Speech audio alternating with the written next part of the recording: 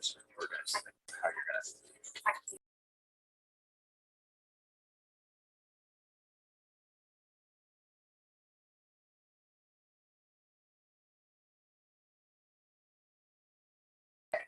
think I settled on how to check that. Thanks. All right, good morning. Welcome to the 294th District Court. My name is Judge Chris Martin. I'm going to call this morning's docket. When I say your name, say present or here, so I can write you down on the docket. If I don't hear you or see you, I may write down that you're not here, and that wouldn't be good for you. After I call the docket, counsel, if you'll line up over here to my left, your right, then I'm going to start calling counsel to have things that are agreed. Okay, and we have a rather large docket today, so I appreciate your help in being as efficient as we can, getting these cases called and dismissed.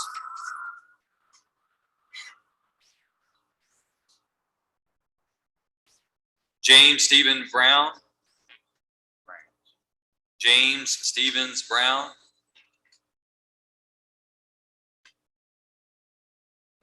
Jackie Elliott. Jackie Lynn Elliott.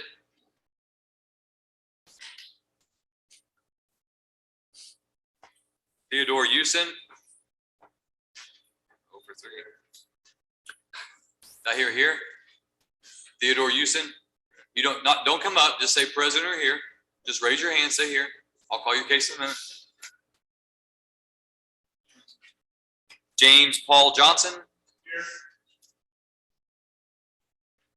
Taiyamika Johnson. Taiyamika. Louise Johnson.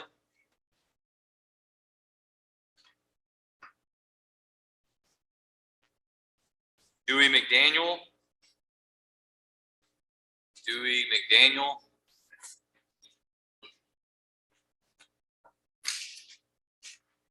James Rife. Thank you, sir. Robert Schultz. Jason Bearden. Waiver of arraignment filed. Granted by the court. Retrial set January 25th. Carlos Gatlin. Carlos Vashon Gatlin.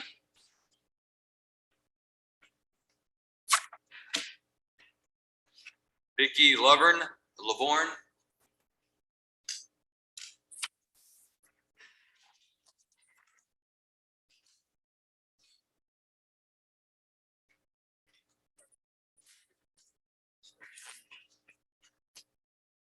Theresa Villanueva. Ashley Blair.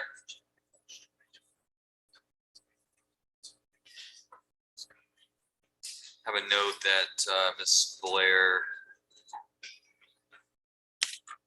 may be COVID positive and we're waiting for documentation.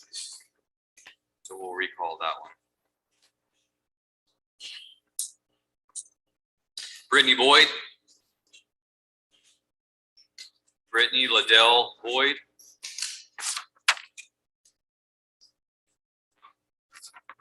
Justin Cannon. Joe White. Carlton Mitchell. He is verified in the Smith County Jail. We'll recall. Xavier Rojas. Thanks, sir. Hannah Halford. Here. Chase Enocks. Here. Philip Hollister. Here. Elaine Swanson. Here. Shelby Newton. Here. Jaundice Perez Hidalgo.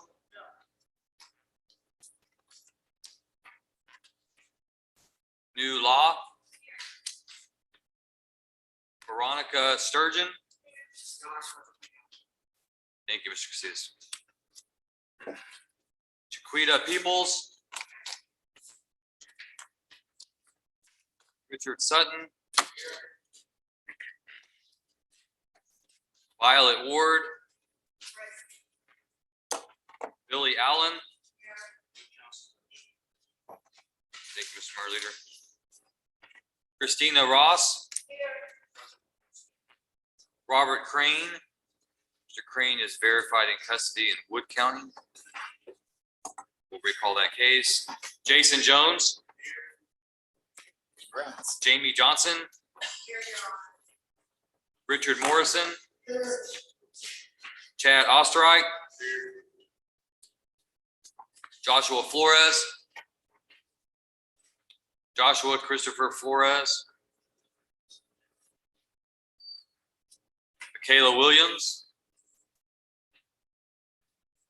I believe Miss Williams called my coordinator and indicated she was running late. So we'll recall her.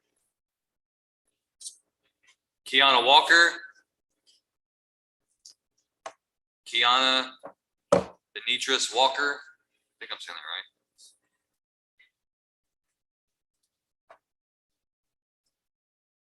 Tony Curtis. Marcus Ellison. Present, counsel, Judge. Roy Hamilton. Jaundice will be plea. Mr. White. Jeremy Reeves. Your Honor, Mr. Reeves contacted our office before 8:30, somewhere around there. Get flat tires, with roadside assistance. No problems to provide. Thank you, Mr. White. Isaiah Rosser. Claude Souls. Chuck Sherwood. Chuck Wayne Sherwood.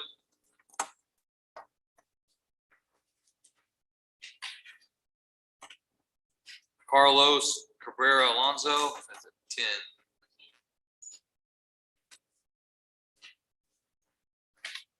Right, is there anyone whose name I've not called that's present in the courtroom? You're in here and I've not called your name and you expect to be on the docket? All right, counsel, do we have anyone over here lined up ready to go? Yes, Your Honor. Mr. Garcias, you may. It's here. We've got the prosecutor signed off on this. We're in a docket call pass. Hang on just a second. Hang on just a second. Let's get her up here. Mr. Murley, have you slide over. Veronica Sturgeon, CR 21248. All right, Ms. Sturgeon is set for pre-trial today. Go ahead with your announcement, Mr. Garcias. Yes, Your Honor, we're going to pass the case on the docket call. We believe we're going to be able to resolve this. I've consulted with the prosecutors. I do have full discovery now. Okay, so we're set for pre-trial today. Are there any contested pre-trial motions? No, Your Honor. All right, there being no contested pre-trial motions, the court will set this for docket call.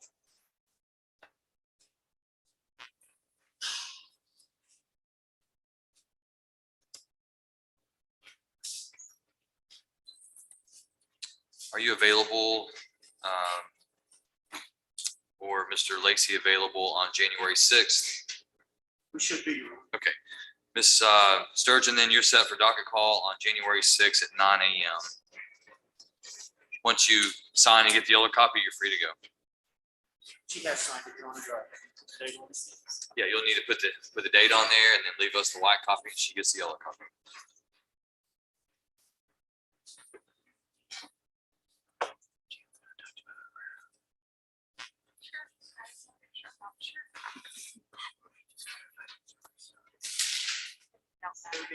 You may. Thank you, sir.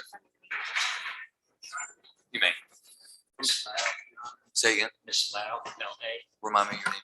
Tim Jeffrey. Tim Jeffrey.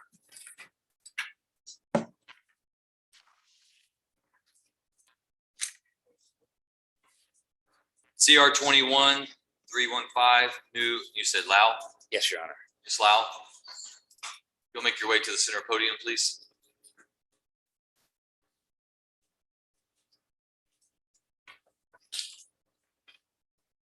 Ms. Lyle is set for pretrial. Are there any contested pretrial motions? Do you No, know? there are not, Your Honor. We've received all discovery.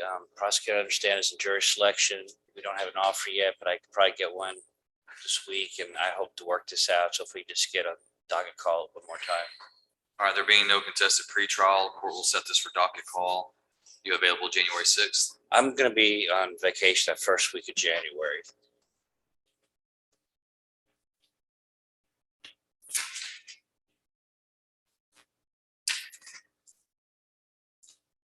January 25th? That would be great, Your Honor. All right, Ms. Lyle, you're set for docket call January 25th. Once you sign and get the yellow copy, you're free to go.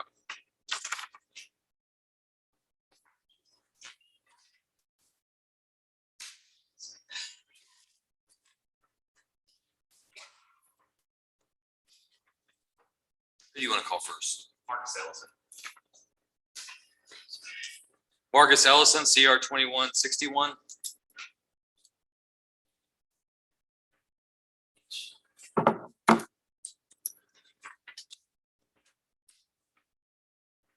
Mr. Ellison is set for docket call today. Yes, Your Honor. I've been dealing with Ms. Curry directly on this case. There was an issue regarding a disk that's a cell phone dump of a co-defendant.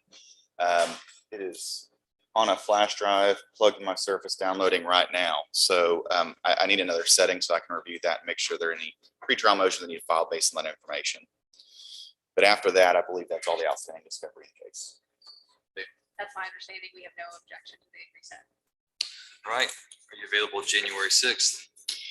I am. I'm tentatively supposed to start a jury trial in Anderson County on the 3rd, but those settings kind of ebb and flow. So I'm fine with setting it there. And if for some reason I find myself in jury trial, I'll let Patty know. That's okay. All right, Mr. Ellison, court's going to set you for January 6th And for docket call.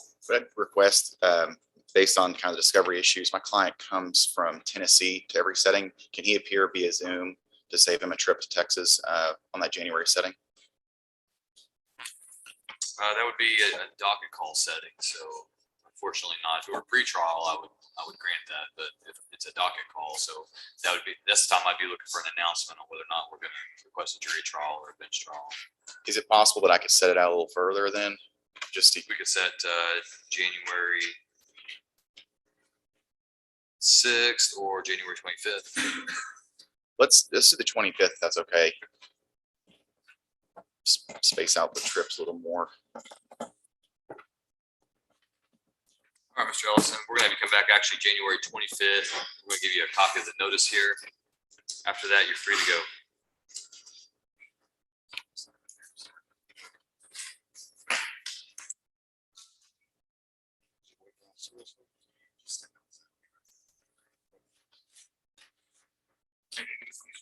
Yes. Background on Mr. Curtis. That'll be a plea, Judge. That's gonna be a plea. Okay. Thank you, sir. Mr. Schmidt. Good morning, sir. You want to call first, Morrison or Ostroik? Either or, Judge. Richard Morrison, CR 21299.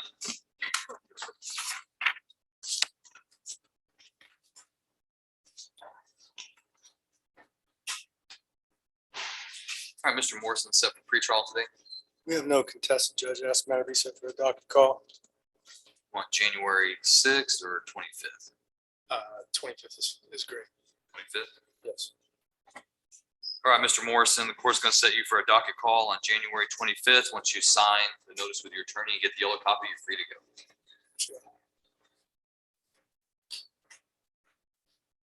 Okay.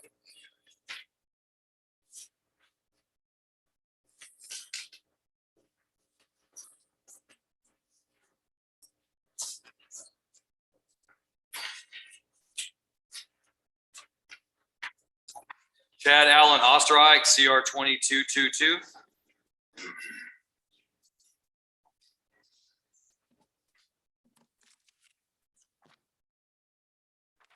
Ostroik also set for pretrial. That's correct, Judge. And I've made this announcement, but I'll remind the court, Mr. Ostroik's case developed on a multi-jurisdictional issue. There were charges filed in multiple jurisdictions. Most of the evidence was collected in Cass County.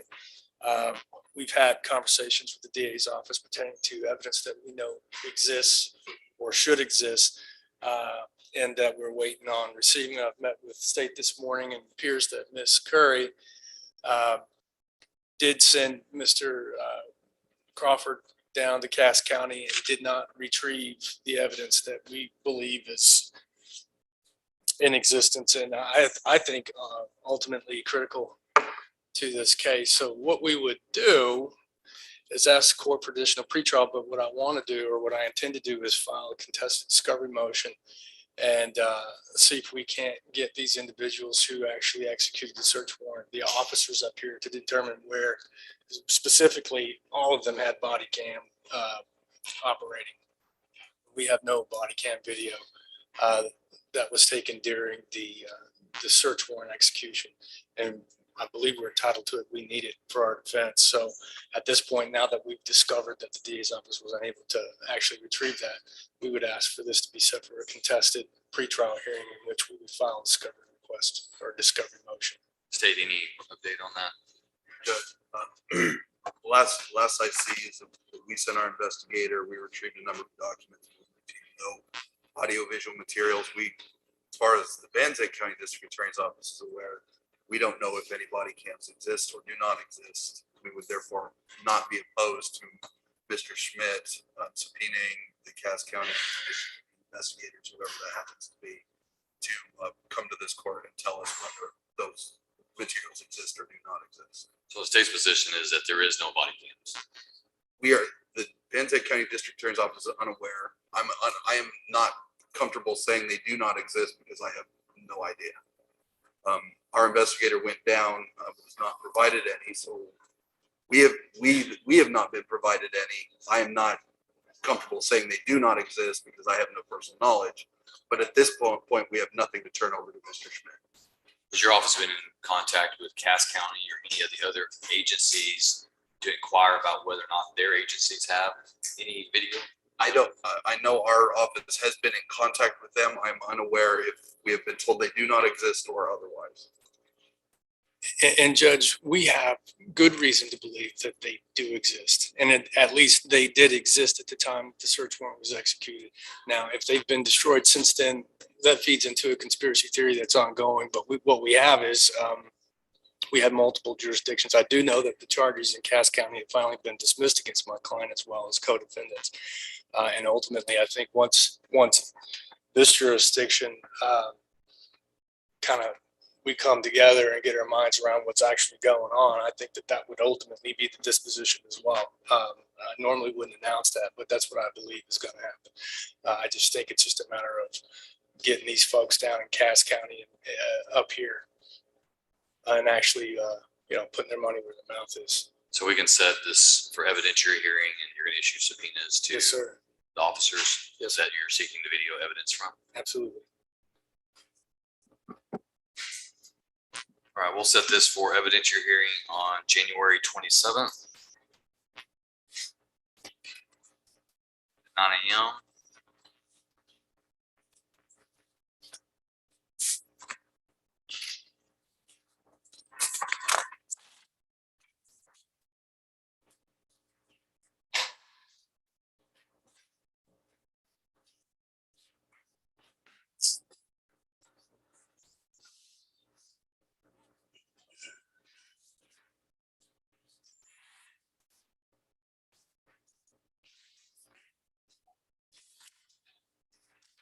Is that all you have on the docket? This morning, Judge, that's all I have.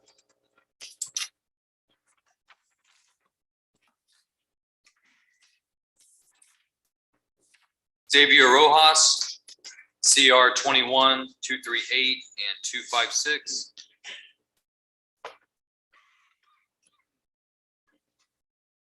Mr. Rojas is set for pretrial this morning.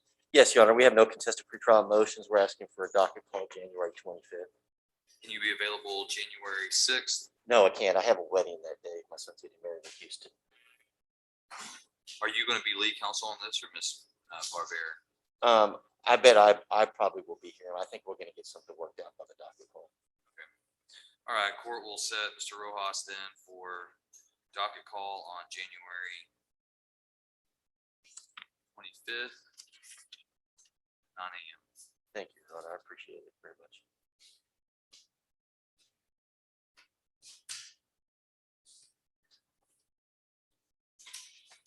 Morning, Judge David Moore. Good morning, Mr. Moore. I recognize you for a minute there. It's been a while. Has been. Got Richard Sutton, Chiquita Peoples, and Violet Ward.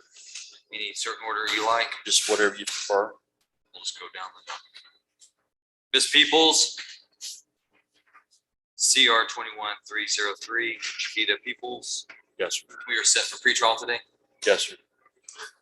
I have been in contact with Ms. Curry. This is her case. I understand she's downstairs, picking a jury on county court at law, maybe. I think that this case will be resolved if we can have another pretrial docket setting. I know that that first week in January, I've got a family vacation planned. If we could reset it to that later week in January, hopefully we'll have the case resolved by that day. Any contested pretrial motions? Not at this time. No, sir. All right, so we'll do a couple things. We're going to set Ms. Peoples then for docket call on January 25th. And I'm going to need Ms. Peoples to check in with my pretrial release department so she can sign her conditions of pretrial release. So Ms. Peoples, once you sign this notice with Mr. Moore, you get the yellow copy, then report over here to Officer Ventura, and she's going to have you sign conditions of pretrial release. There are going to be conditions that are attached to your bond. You're going to have to report drug tests, things of that nature during the pendency of the case, okay? Judge, what time is that? At 9 a.m.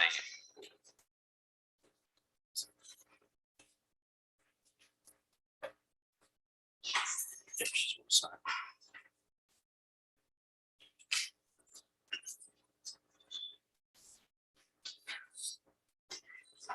Richard Sutton, CR 21250.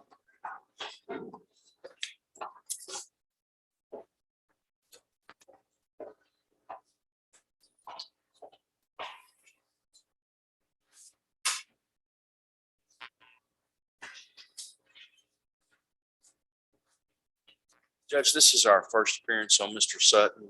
We still have not picked up all the discovery. That's our fault, not the prosecutor's fault. We would ask that this case be reset to that January 22nd date.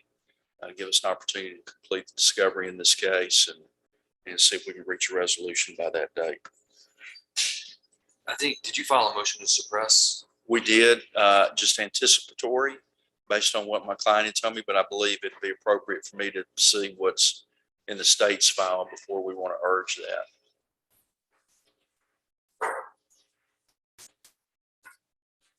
Any objection about state? No, Your Honor. All right, court will set Mr. Sutton then for an additional pretrial on January 25th at 9 a.m. And Mr. Sutton, you'll need to check in with my pretrial release department after Mr. Moore gives you this paperwork. I need you to report over here and they'll give you some more information, okay? You may want to explain to Mr. Sutton about the conditions of pretrial release. Violet Ward.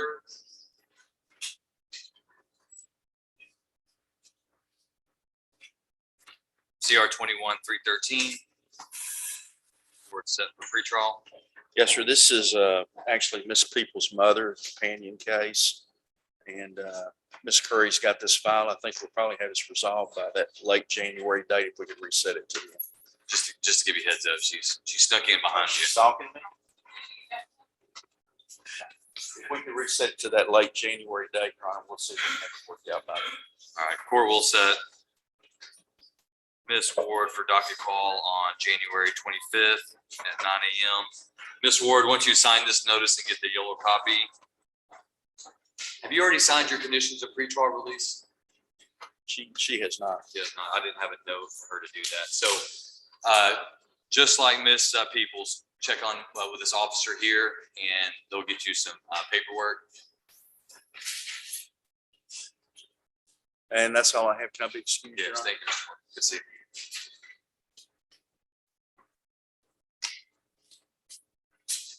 Do you have any other counsel that's ready? No one's jumping at the. Are you ready, Mr. Wood? Well, Mr. Sherwood,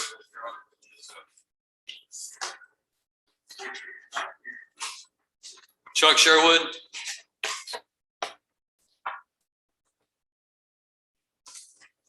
Just call that a nice eye and cut you yeah, loose. and Judge, can we approach on that? Yes.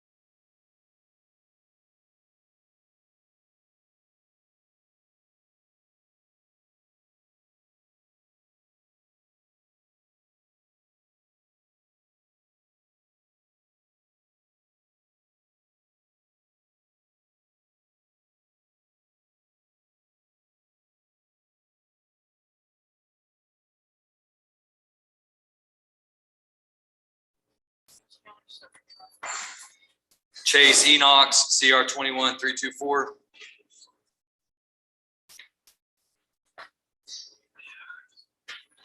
Judge, Mr. Enocks is present and with counsel today. I just received the order of appointment and the indictment. I went over that with Mr. Enocks. He said everything is spelled correctly. He understands the charges against him, and at this time, we would like to enter a plea of not guilty in this case and reset it for the next natural setting.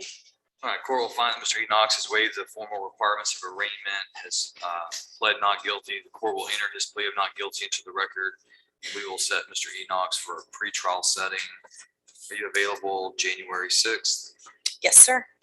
All right, Mr. Enocks, you're set for pretrial on January 6th at 9 a.m. Once you sign this notice and get the yellow copy, you're free to go.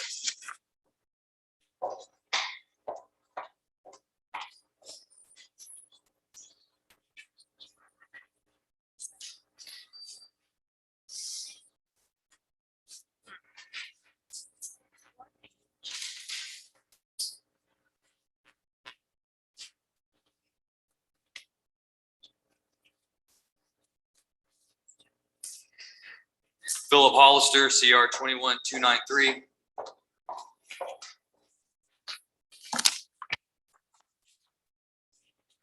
Judge, Mr. Hollister set for pretrial. Go ahead. it is. There are no contested pretrial motions, at least on the defense's side. I didn't see any from the state as well.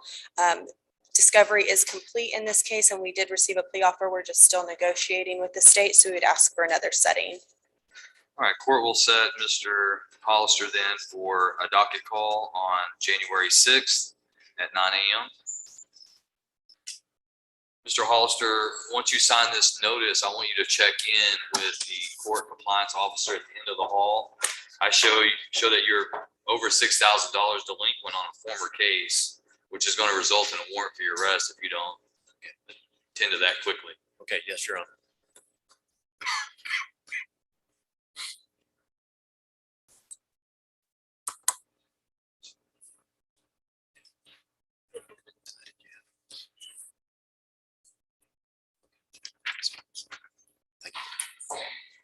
Mr. Hollister, into the hall, meet with Miss Bonnie LaPratt. Into the hall to your left. Thank you, Your Honor. Elaine Swanson, CR 21-252.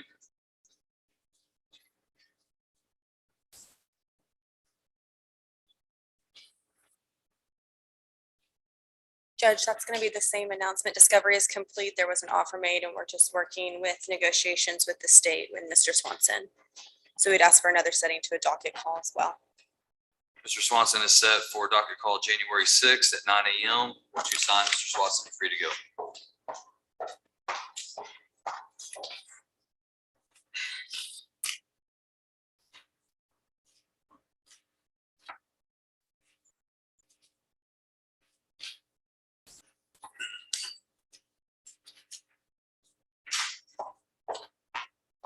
Is that all you have, sister?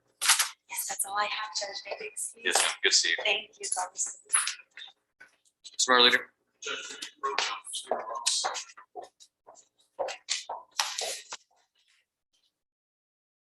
Yes. Off the record. Off the record. Off Zoom.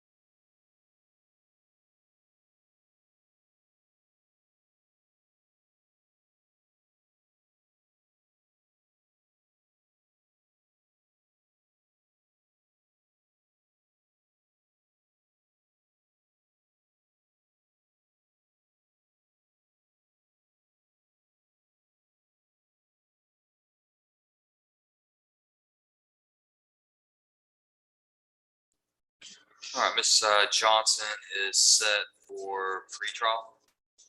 Yes, Your Honor. I think we should carry pretrial at this time. The state is making additional evidence available to me. I want to have an opportunity to go over there and watch the videos that they have in their possession as well as other discs. That one particular disc wouldn't work, and we're just trying to get discovery sorted out. Any objection? No, Your Are you available on January 6th, Mr. Platt? Look here.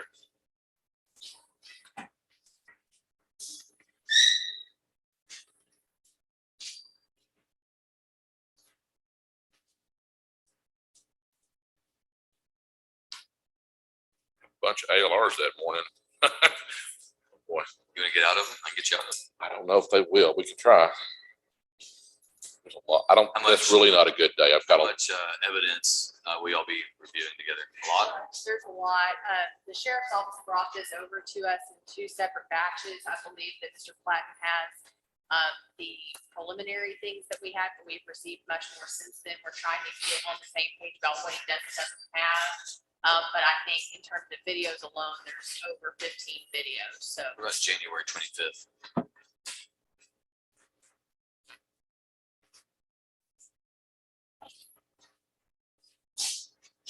that morning, Your Honor. Yes, sir. Could make that work. And we can set it at 11 or something like that if you've got other settings that, if you're at 9 or whatever. Okay, yeah, Set well, 'em- we set it at 11. that'd be good. 11. Yes, sir. All right, we're gonna set Ms. Johnson, you are set for pretrial on January 25th at 11 a.m. Once you sign this notice with Mr. Platt and get the yellow copy, you're free to go. Yes, sir.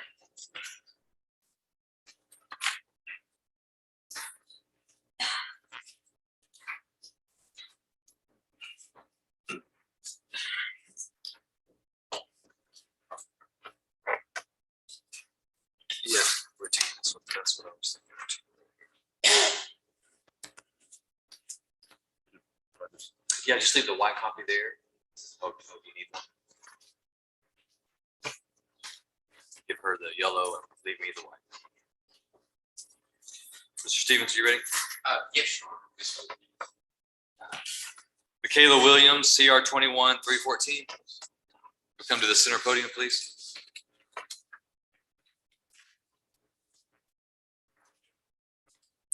All right, Ms. Williams is set for pretrial. Yes, Your Honor, we have this discovery. We have no formal pretrial matters. All right, there being no contested pretrial motions, court will set Ms. Williams for docket call. Are you available on January 6th? Yes, sir. All right, we'll set Ms. Williams then, docket call on that day at 9 a.m. Ms. Williams, once you sign and get the yellow copy, you're free to go.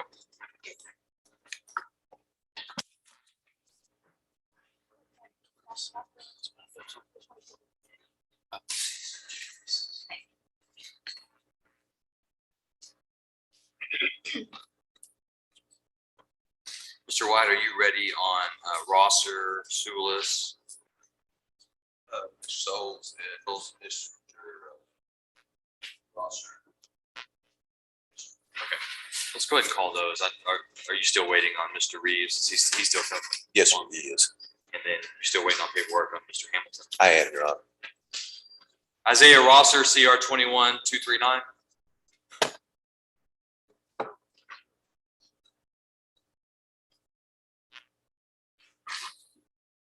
All right, Mr. Rosser, set for pretrial, Mr. White. Your Honor, let's just move that on over to docket call. All right, there being no contested pretrial motions, are you available on January 6th?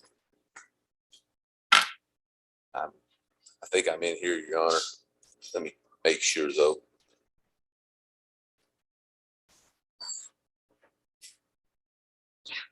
Yes, sir. All right, Ms. Rosser, you're set for docket call January 6th at 9 a.m. Once you sign and get the yellow copy, you're free to go.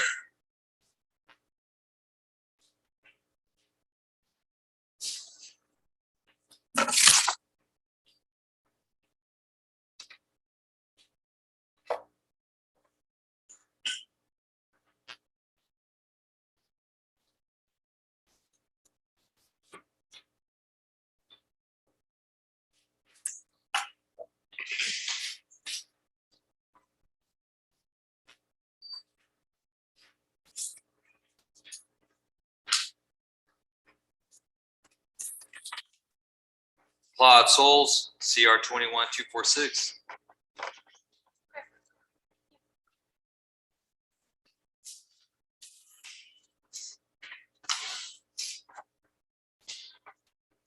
Your Honor, on Ms. Souls, He's not. He's outside. Yeah, I think she went to bed.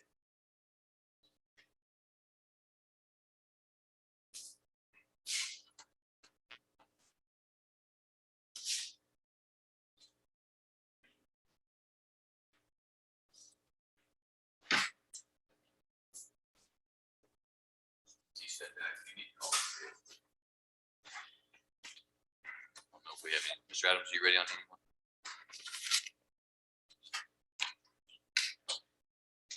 Are you ready on Mr. Adams? Call them all, Judge.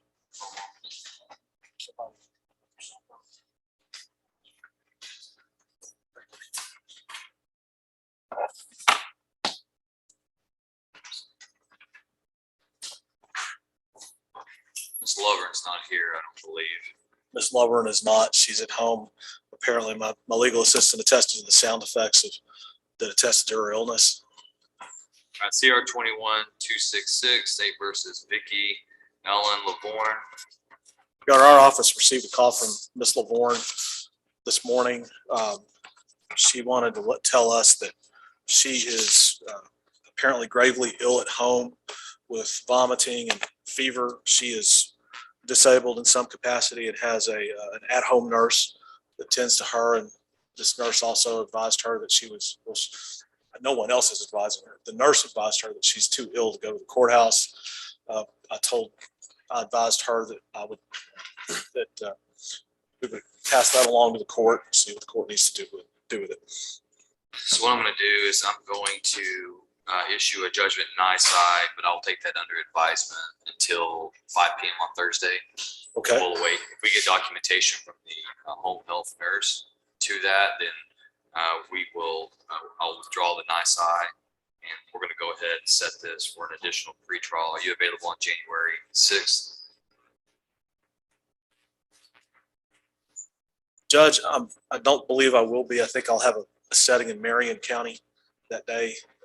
It hasn't been made official yet, but it's if it comes to pass, and I'm reasonably certain that it will. It's one that I will need to attend to. January 25th. 25. I'm here already.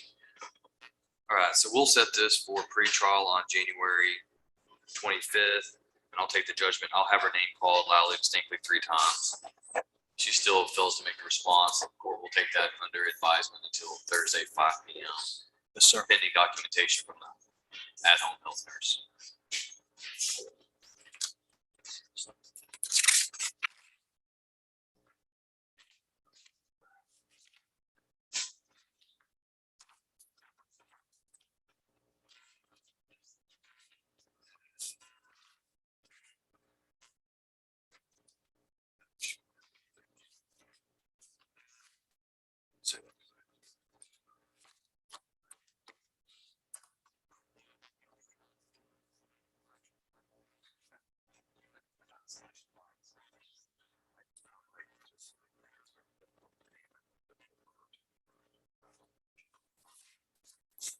Theresa Villanueva.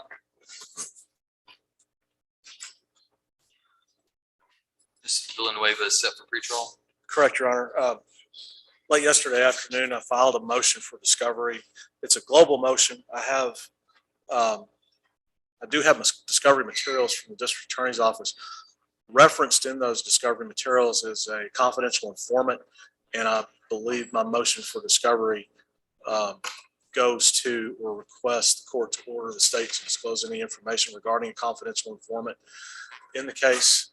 So if that is in front of the court, I'd like that to be addressed. I know there are about 34 different items in that motion. Like I said, it's a global motion, but I see that my standing pretrial order in criminal cases addresses informants, so that's going to be ordered anyway. It's already ordered. very good. I don't have that information yet about who the confidential informant is, so on and so forth. We do have a plea offer. However, I've not had any kind of substantive negotiations or discussions with the state about that plea offer. And so I'm essentially asking the court to reset us, to me to allow to do that and to obtain the information on the CI and figure out what we need to do. Any other contested pretrial motion, suppression, quash, anything of that nature? Not this time, no, Your Honor. All right, so what we'll do is we'll set Ms. Villanueva for docket call on January 25th. The court will expect the state to provide that confidential informant information to Mr. Adams in compliance with the standing pretrial order. Yes, Your Honor, I'm aware of who that informant is. I don't have the current file, but it's somebody Campede uses often. I don't anticipate that being a problem. Ms. Villanueva, once you sign and get the yellow notice, you're free to go.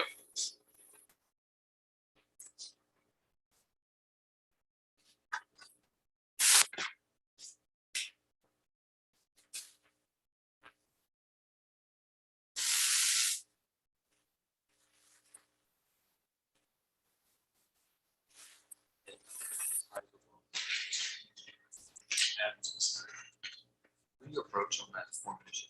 Yes, Your Honor.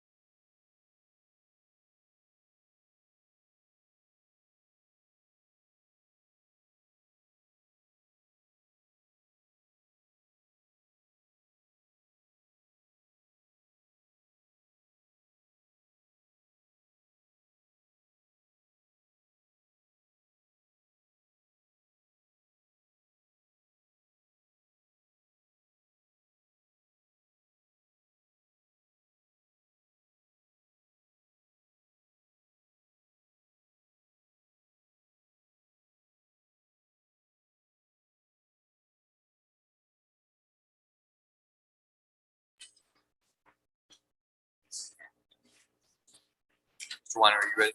Yes, Your Honor. Tony Curtis, sorry. Tony Curtis? May I approach with those papers, Judge? Yes. I'm tired of someone. It's early still.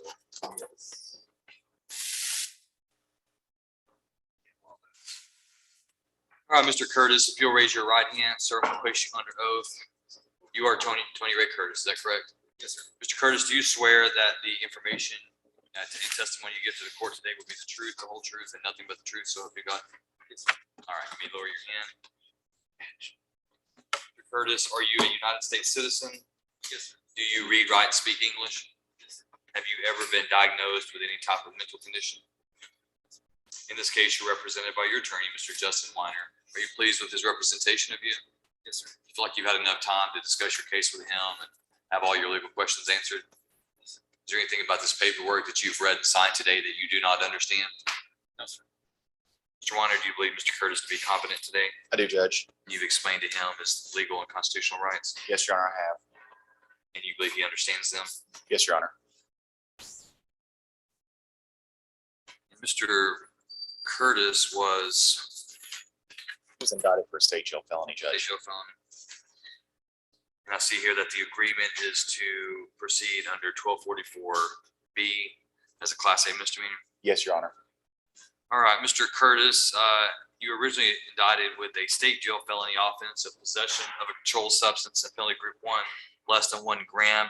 However, the plea agreement that you're asking the court to approve would have you be convicted and prosecuted as a Class A misdemeanor, which carries a range of punishment of not more than 1 year confinement in the county jail and a fine not to exceed $4,000.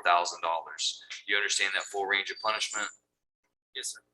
I see here that the agreement is that you're going to plead guilty to that charge of possession of controlled substance in penalty group 1 less than 1 gram in exchange for the state's recommendation that you be convicted under section 1244B with a Class A misdemeanor offense, that your punishment be assessed at 3 days confinement in the county jail with you receiving credit for time served.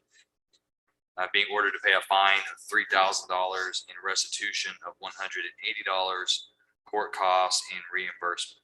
Is that your understanding, Mr. Curtis? Yes, sir. And Mr. Weiners, your client paying any of these fees today? No, Your Honor, but I've explained to him where he needs to go to set up a payment plan as soon as he leaves the courtroom. All right, Mr. Curtis, understanding the range of punishment and the plea agreement in this case, at this, I'm going to ask you, how do you plead to possession of controlled substance of penalty group 1 less than 1 gram? Guilty. Are you pleading guilty to that crime because you are guilty of committing that crime? Yes, sir. Has anyone pressured, forced, made you feel like you had to plead guilty to this crime? No, sir. All right, court will accept the defendant's plea of guilt. Mr. Weiner, any objection to states 1? No, we have no objection to state's offer. States 1 is admitted and the court takes judicial notice of the defendant's judicial confession. Anything further from the state? No, Your Honor. Defense? Rest closed, Judge.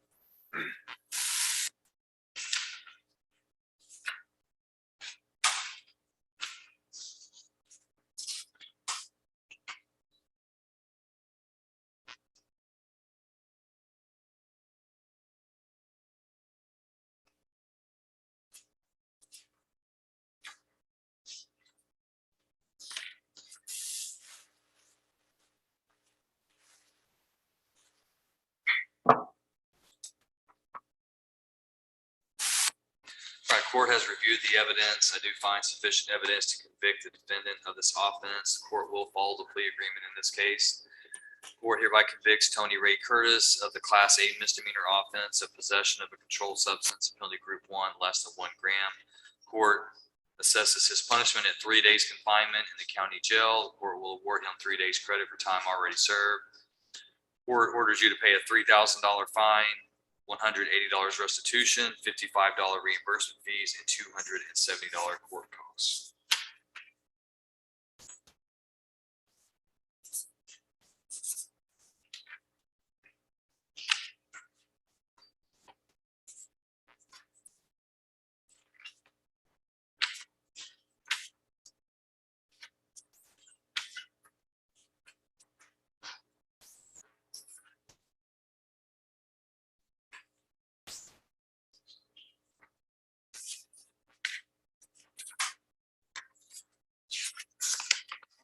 Curtis.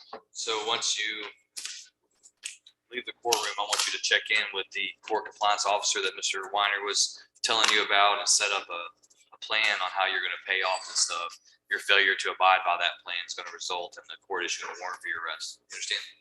All right, Mr. Curtis, you're hereby remanded to the custody of the Van Zandt County Sheriff so we can carry out the terms and conditions of the sentence. I'm going to have you step forward here to be fingerprinted with my bailiff.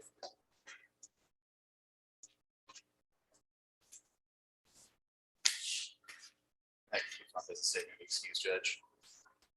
Don't want to hang out? Don't want to chill? I mean, if you're requesting, get some pizza. It's probably going to be an invoice with that, so I better pass. Pizza, that's not good. It does.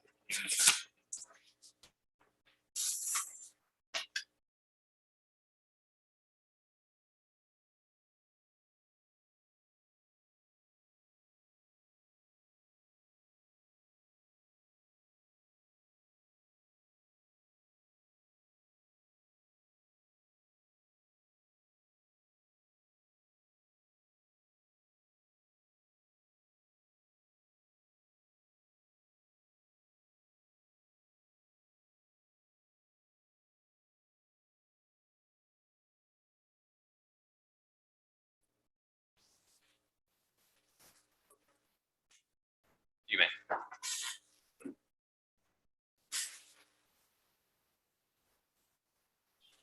I believe so.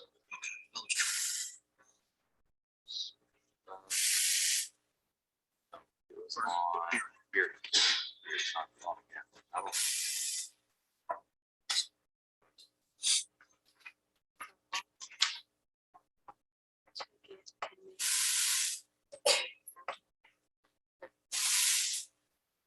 Good morning, Mr. Rouse.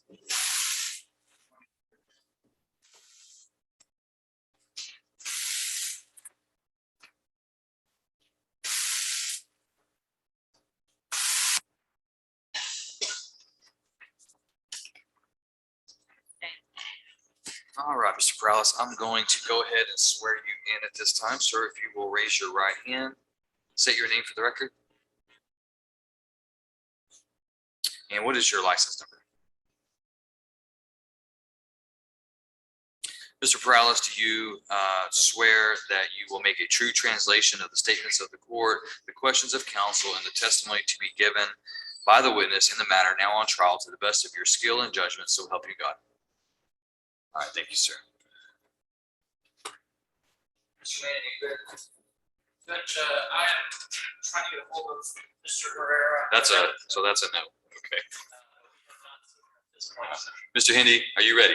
Yes, sir. Step on up, sir. Morning, Good morning. Carlos Cabrera.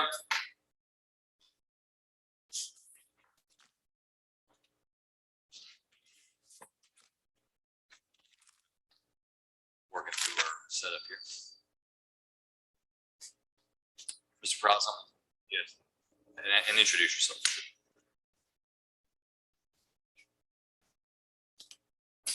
See, Lord.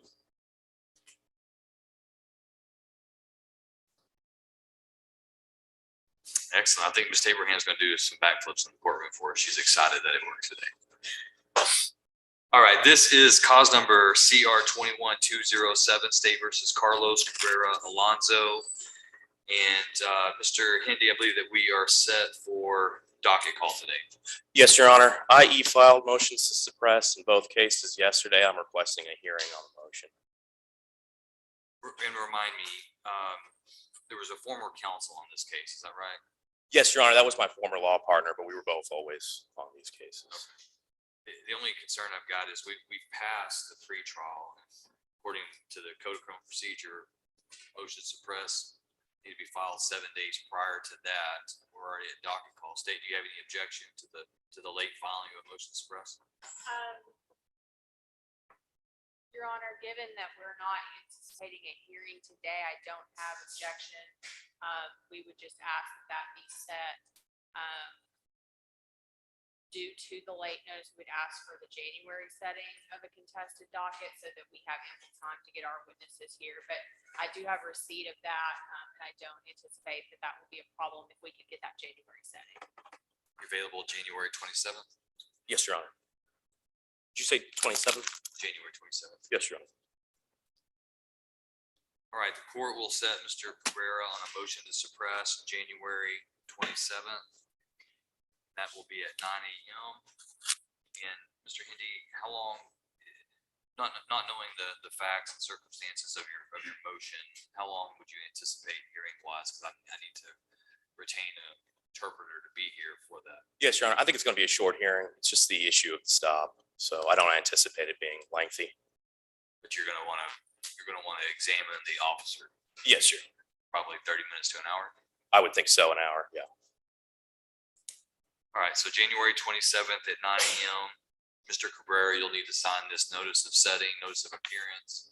And once you sign that, then I need you to report to the pretrial release department. You're going to be placed on conditions of pretrial release.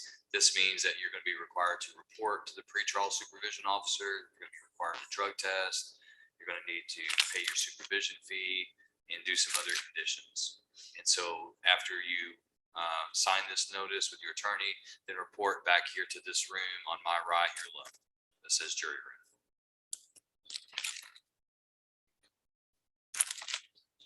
And Mr. Perales, if you can make sure that Mr.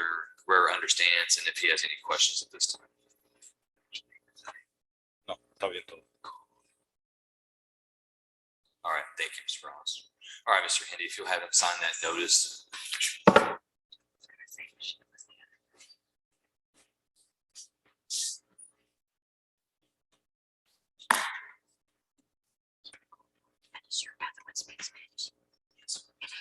All right, Mr. Manning. So we're off the record. Update me again on Mr. Herrera. Mr. Herrera.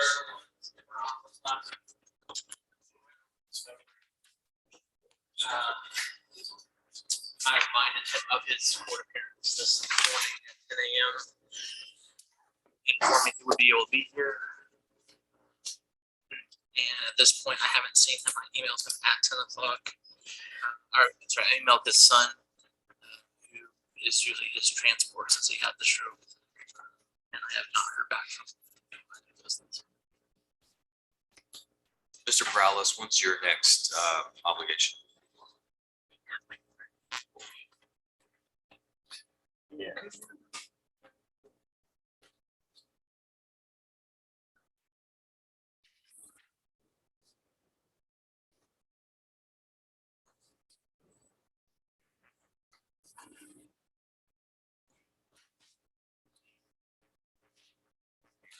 Ms. Abraham's trying to ESPN me.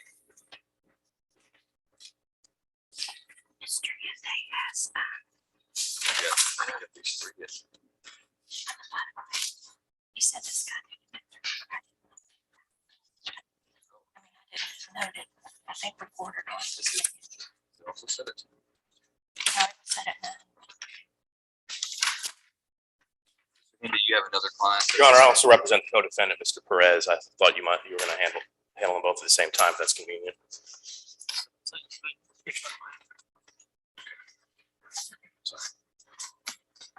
All right, Mr. Morales, let me give you, He had us down for 3 years. I think it's not that. do you have us down for Mr. Jaundice Perez Hidalgo? You do? Okay, excellent.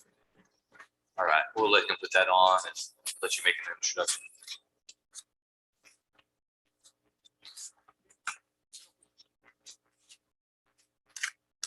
Yo lo escucho.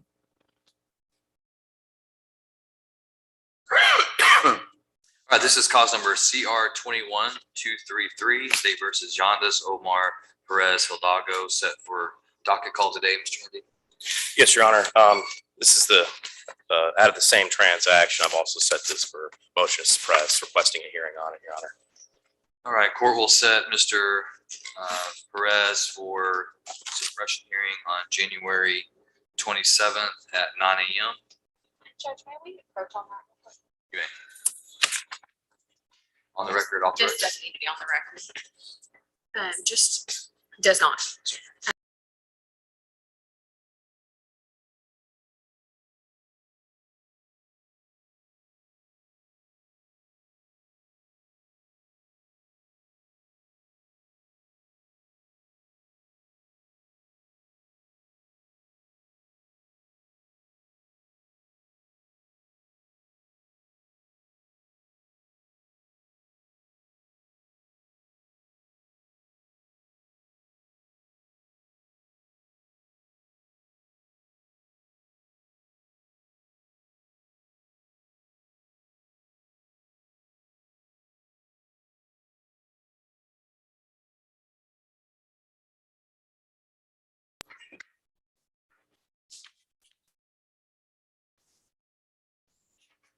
Ms. Abraham, do we have conditions of pretrial release on Mr. Perez? Yeah, or if you'll check with Carl in here or Officer Church.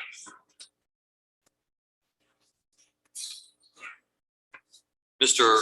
Perez, once you sign the notice with Mr. Hindi here, get the yellow copy, then I want you to check in with the pretrial release department. If you haven't signed your conditions of pretrial release, you will be ordered to comply with conditions of pretrial release. If you have already, then they'll let you know and you'll be free to go.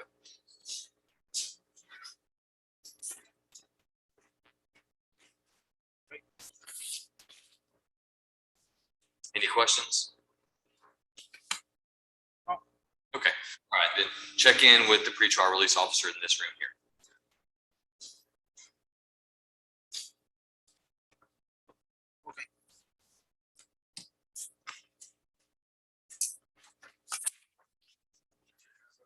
You may.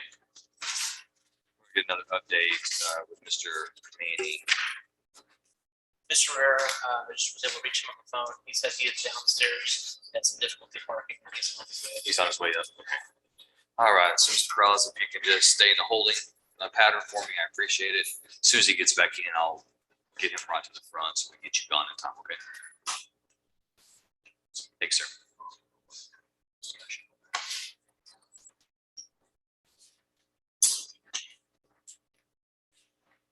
Mr. White, you ready? Yes.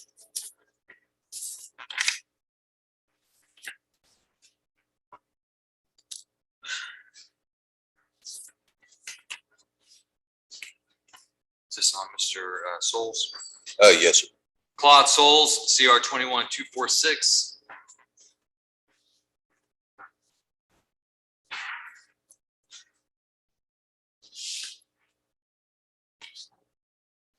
Your Honor, we're set for pre-trial. I talked with Ms. Heisel. This is her case. We're gonna need another pre-trial. I believe she's also checking for me on the pursuant to a search warrant, the game warden's office seized a telephone, and she's trying to see if they downloaded the information off of it or whatever. I don't know. That's our understanding, Your Honor.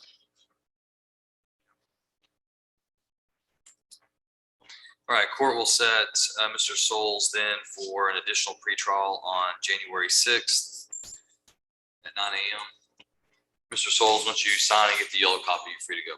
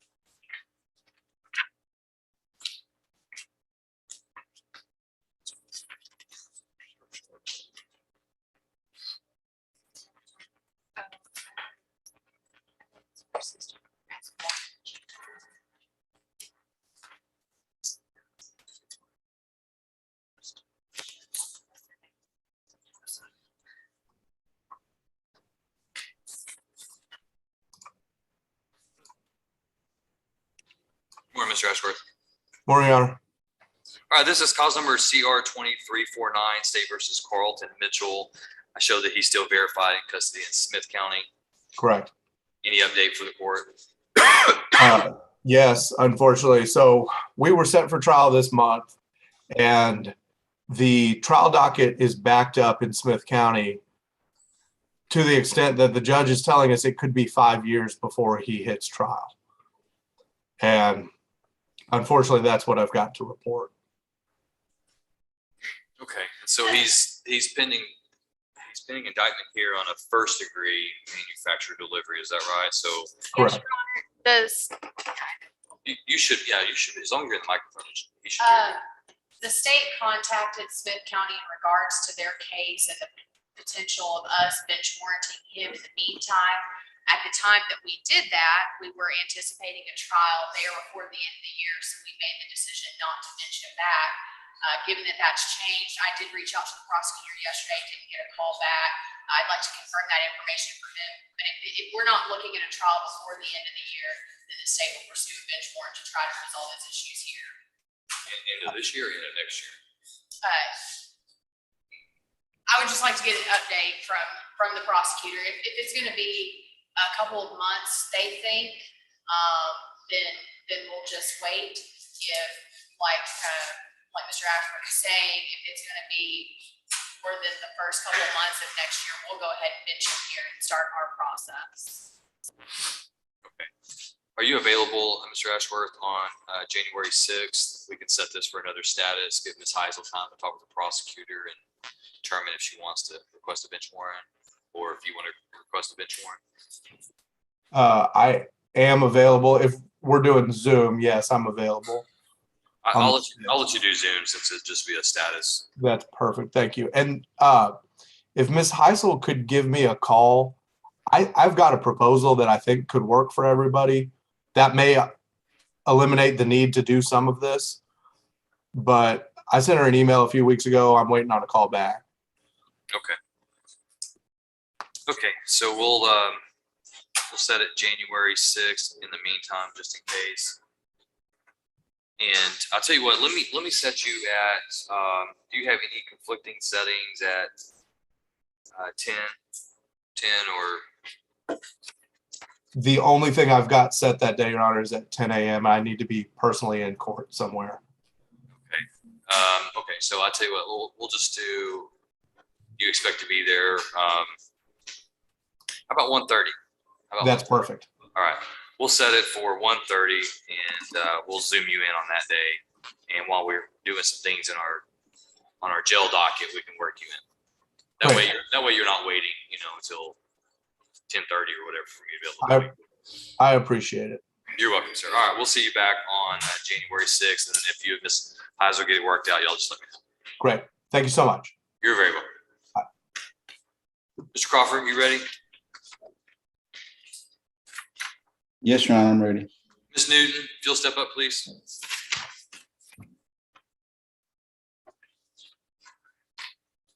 All right, this is cause numbers CR 21, 134, 135, 333, 334, 335.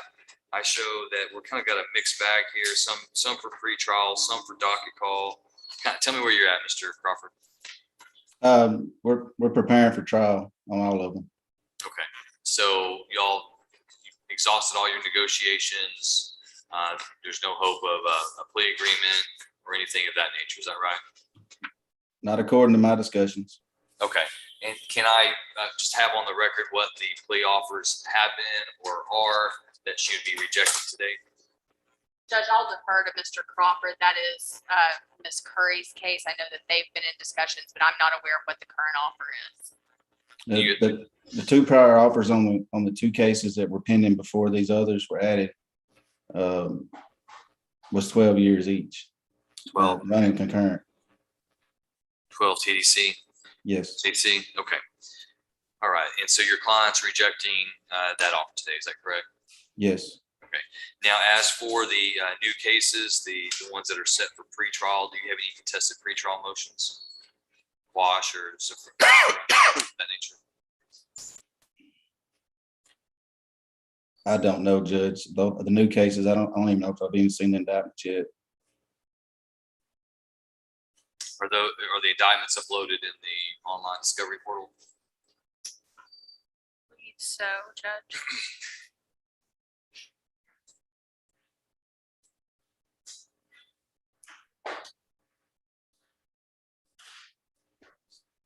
We don't have Mr. Crawford as attorney of record on those. I will have him added and have discovery open to him as soon as right now. Okay, so what we'll do, Mr. Crawford, is I'll reset. I'm gonna reset all the cases for what they're set for today. State said that I don't know if you heard, but Mr. Woodwike said that he didn't have you showing as the attorney in the cases. So therefore you didn't have online discovery. So he's gonna flip that switch, he says, and then we'll set you for additional pre-trials on the 3 newer cases, and I'll just keep you on docket call on the other 2 cases. Once you've seen all your discovery and we make sure that we don't have any contested evidentiary stuff, then we'll get on the jury selection docket. Okay, thank you, Judge. All right, so let's see. Do you have your calendar with you? Are you available? I'll set you out a little bit further, January 25th. 1 second.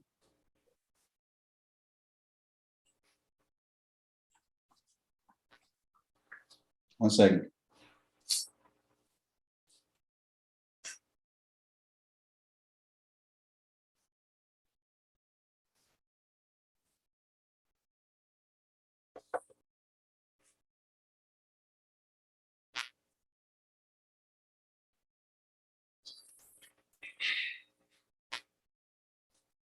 That's fine, Judge. Will it be a Zoom available as well?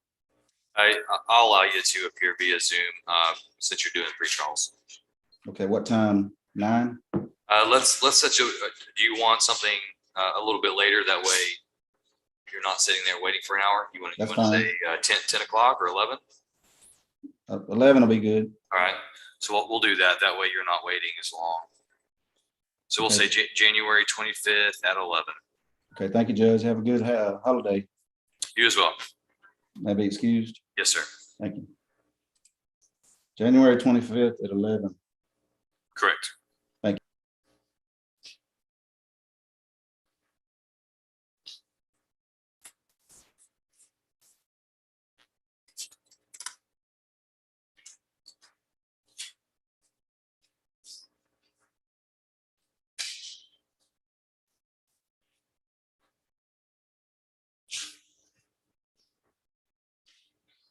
Okay, thank you.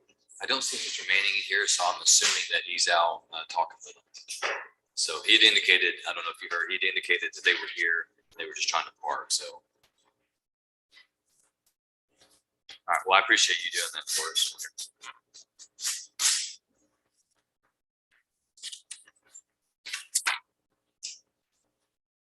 Mr. Adams, are you ready on anyone else?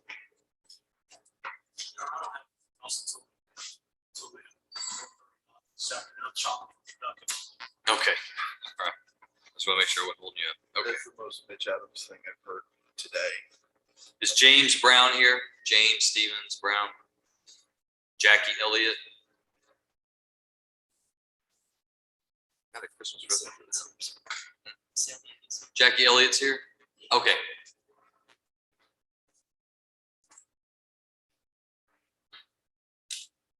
All right, this is CR 21323, State versus Jackie Lynn Elliott. Miss Elliott, I called your case at 9 o'clock and you weren't here. No, sir, I was about 15 minutes late. Sorry. Well, let's try to make sure that you're here on time. Otherwise, you end up getting a warrant for your arrest. Yes, sir. Miss Elliott, you're charged by indictment with a state jail felony offense of possession of a controlled substance in penalty group 1, less than 1 gram. If you are convicted of that offense, you could receive a sentence in the state jail prison between 6 months up to 2 years, and also a fine up to $10,000. Do you intend to represent yourself on this charge, or are you going to hire an attorney? No, sir.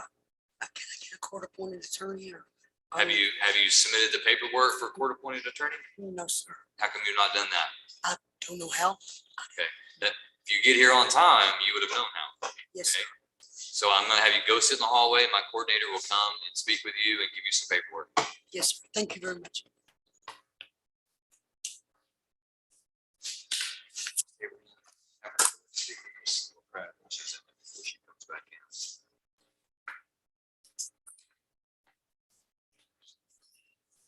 He's ready. Yeah, Leonard's here. He's waiting. Are you ready, Mr. Prowlis? If you're ready.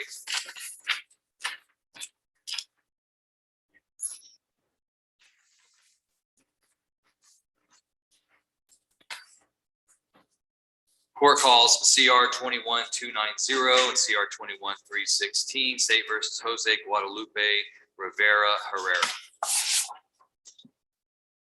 Sí. Escucho bien.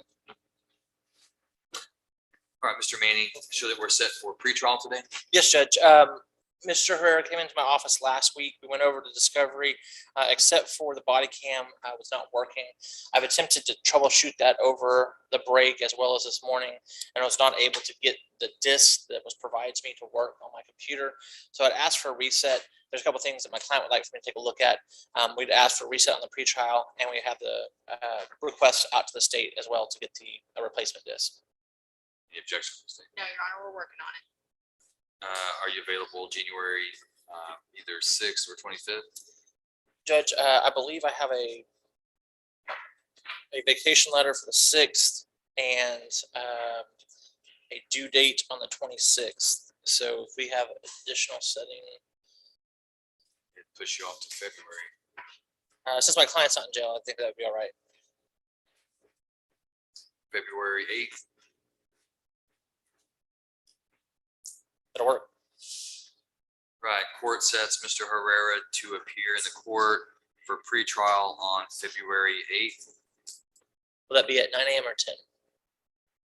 I haven't checked with Mr. Perales here. Let me let Mr. Perales check his schedule.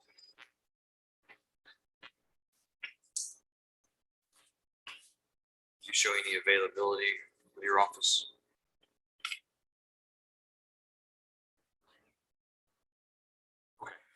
Can you go ahead and schedule us for 10 a.m.? All right, thank you, sir. So it'll be February 8th at 10 a.m. Okay. Any questions? No. All right, once you sign this notice with your attorney and get the yellow copy, you're free to go.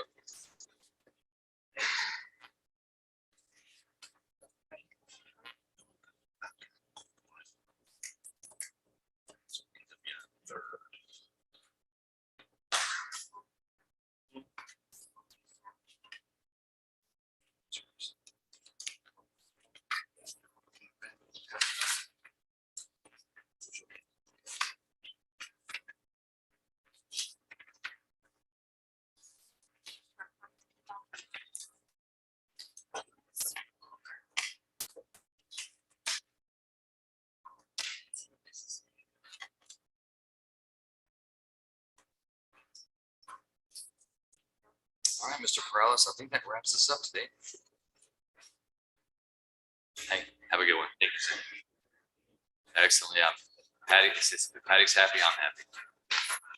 Thank you, sir. Appreciate you.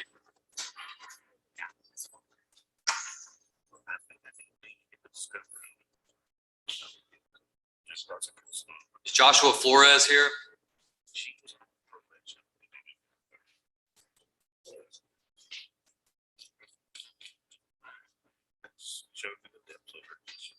Good morning, Mr. Still.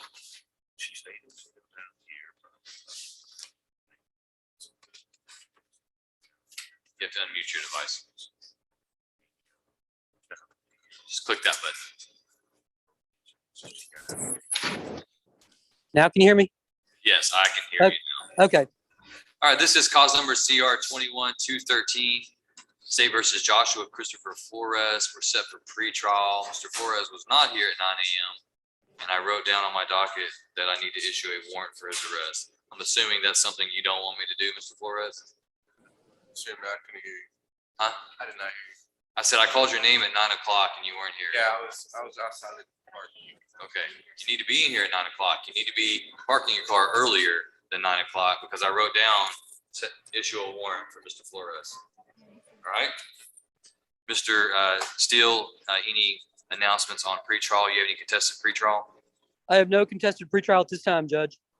All right, you just want me to set it for a docket call? Have you got any kind of offer from the state? We're working on it, Judge. I'm not sure if I have an official offer or not, but we're working on it. All right. Are you available on January 6th? Could we do the 13th? Is that? If you want to be in trial, Mr. Flores want to be in trial? Because that's my trial. Okay. I don't want that. I know I've got multiple things on January 6th already. What about January 25th? I'll take it, Judge. All right, Mr. Flores, ordered back on January 25th at 9 a.m. Once you sign and get the yellow copy, you're free to go. Thank you, Judge. Am I excused? Yes, thank you, Mr. Still. All right. Thank you. Have a good day. You too.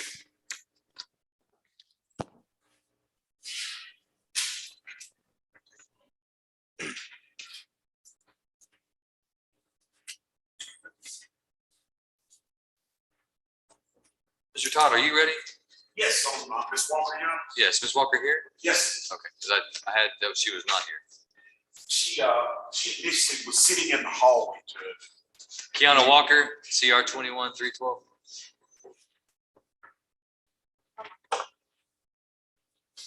How's your day been going, Judge? So far, so good. How about you? Doing good, doing good.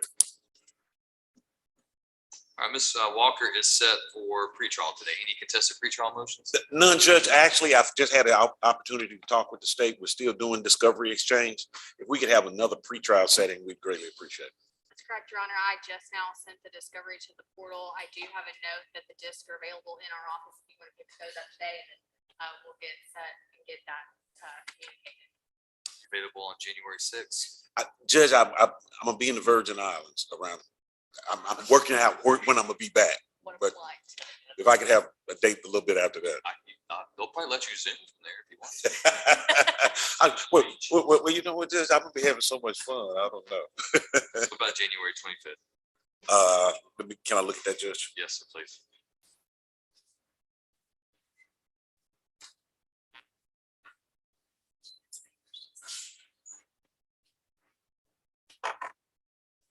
That's fine, Judge.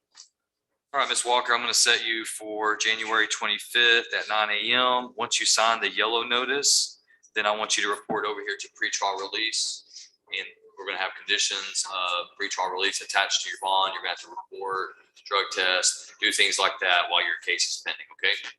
So once you get the yellow notice, then you meet over here with Officer. Judge, can I just bring something? She is on probation for a DWI out of Dallas. So she's reporting the probation there. She also has an outpatient component with respect to that, where they're, and we're solidifying that right now. Because what had happened was she was on probation on the DWI. It's a DWI third. The state of Texas filed an evading arrest once she got arrested down here, even though it occurred at the time that the DWI occurred previously. So we just pled on that case, and they actually did the outpatient program, and we're in the middle of solidifying that. And so I guess what I'm trying to say is that we've got a lot of things that she's doing now, and maybe the court, if I could get those documents of what she's doing and submit it to pretrial, so we won't have duplicate type of activities ongoing. Oh, I'm sure, yes. If you'll meet with Ms. Burns here, she'll help coordinate that, but she's going to have to report and drug test and do all those things for us, just like she's doing for Dallas County. Okay. Thanks, Judge.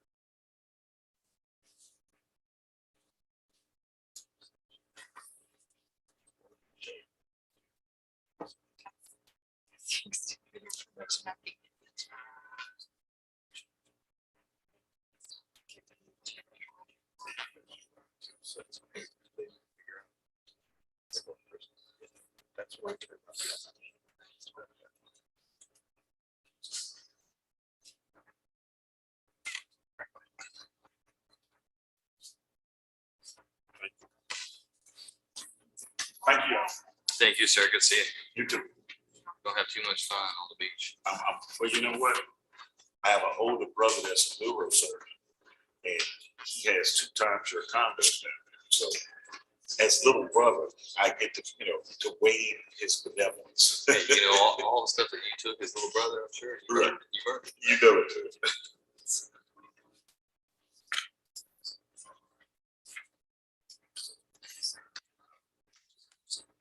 Okay. All right, thank you. Yes, you are. Thank you.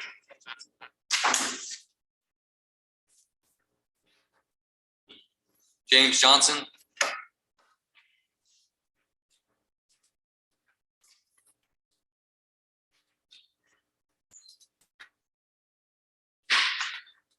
All right, Mr. Johnson, this is CR 21294. Show that you're set. I gave you a reset from your last setting for you to hire an attorney. Yes, sir. Give me an update. So I called around and was trying to find someone who could represent me for, let me put some money down, and I was told no with the amount of money that I had presently. It's turned out to be like double the cost what it usually would cost me at Dallas County. I wasn't expecting that.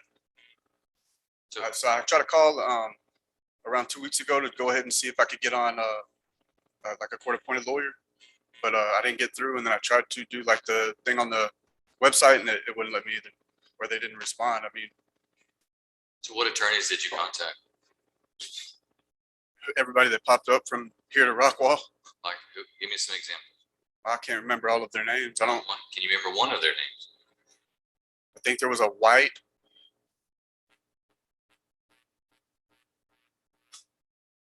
I can't remember, Judge, to be honest. Makes it hard to believe you if you tell me you called a bunch of lawyers and you can't remember their names.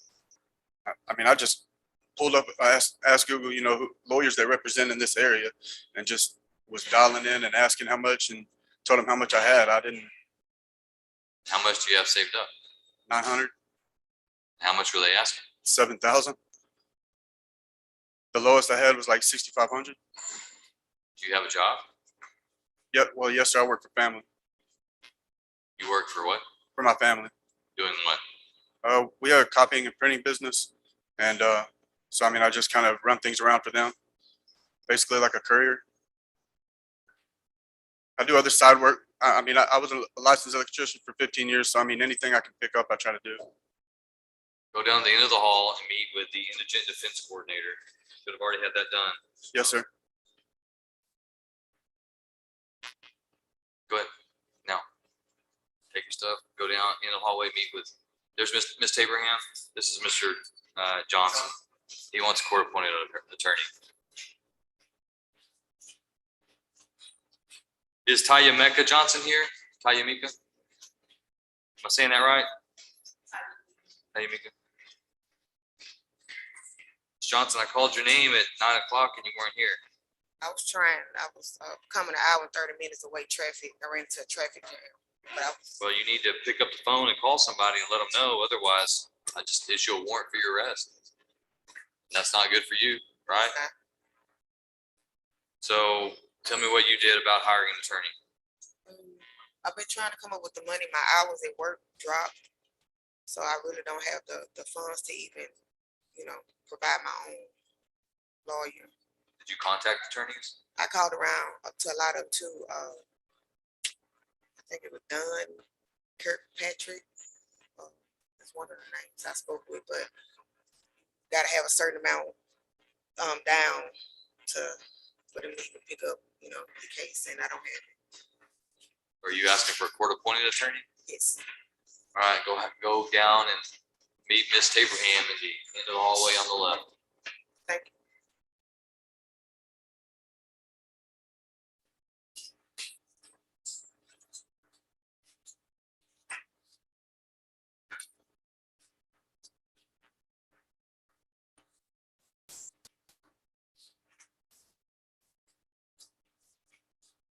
Is Dewey McDaniel here?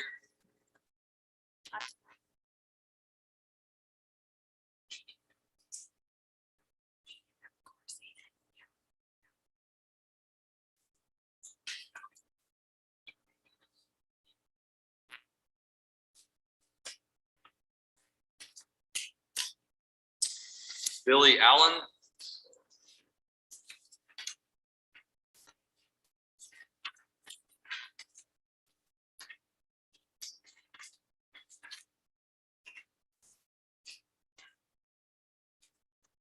All right, Miss Allen, are you Billie Jean Allen? Excuse me, sir? Are you Billie Jean Allen? Yes, sir. All right, Miss Allen, if you'll raise your right hand, I'm going to place you under oath. Ma'am, do you swear that the testimony you give to the court today will be the truth, the whole truth, and nothing but the truth, so help you God? Yes, sir. All right, you may put your hand down. Miss Allen, are you a United States citizen? Yes, sir. Do you read, write, and speak English? Yes, sir. Have you ever been diagnosed with any type of mental condition? No, sir. In this case, you are represented by your attorney, Mr. Shrobnesh Murleader. Are you pleased with his representation of you? Yes, sir.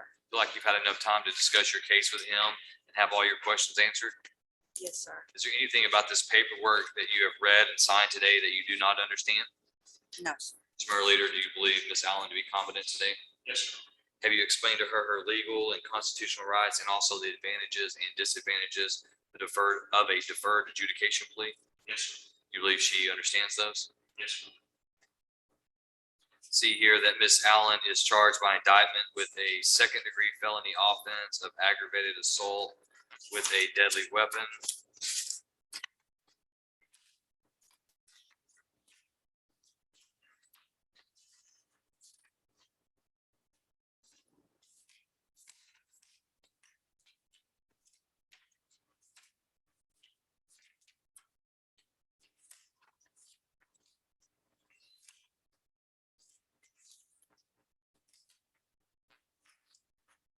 And it's a 2-count indictment, is that correct? So it looks like the plea agreement is that the state is going to abandon count 1. Miss Allen's going to plead guilty on count 2, is that correct? That's correct. And it's the state's recommendation that upon her plea of guilt, that a finding of guilt be deferred and she be placed on community supervision for 2 years with a $1,500 fine, court costs, and reimbursement fees. Is that correct, Mr. Mayor Leader? That's correct.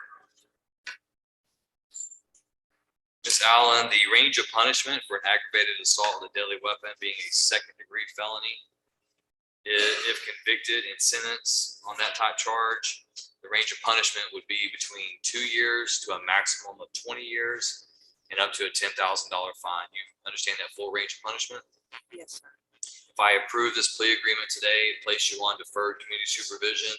If later it's found that you violate the conditions of your community supervision and you're brought back for a hearing and the court finds the evidence to be true that you violated, the court could revoke your community supervision, convict you of this offense, and assess your punishment anywhere from the low of 2 all the way to the maximum of 20, anywhere within that range. Do you understand that? Yes, sir. Understanding that, you still wish to go forward with this plea? Yes, sir. All right, Ms. Allen, then I'm going to ask you, how do you plead to aggravated assault with a deadly weapon? Guilty. Ms. Allen, are you pleading guilty to that crime because you are guilty of committing that crime? Yes, sir.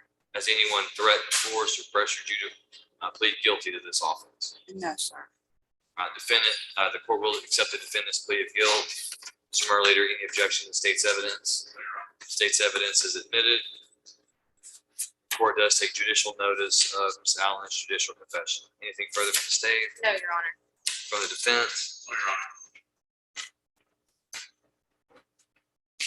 Ms. Heisel, is there any victim compliance issues or anything I should be aware of? Your Honor, state is in compliance. However, we do not have a victim impact statement on file in this case.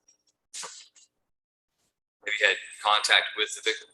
I don't believe so, Your Honor. I believe all attempts to reach out to Mr. Moser have been fruitless.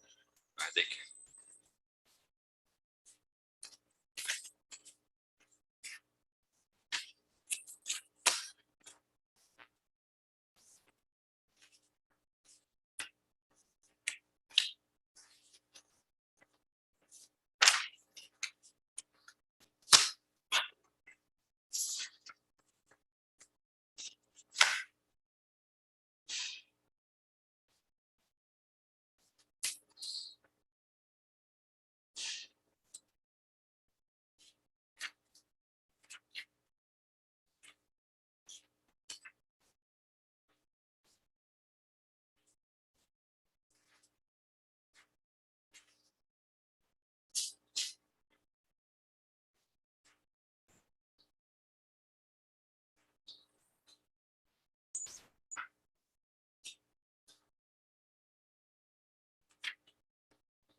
All right, the court has reviewed the evidence, and I do find enough evidence to convict Ms. Allen of this offense. Court will follow the plea agreement in this case.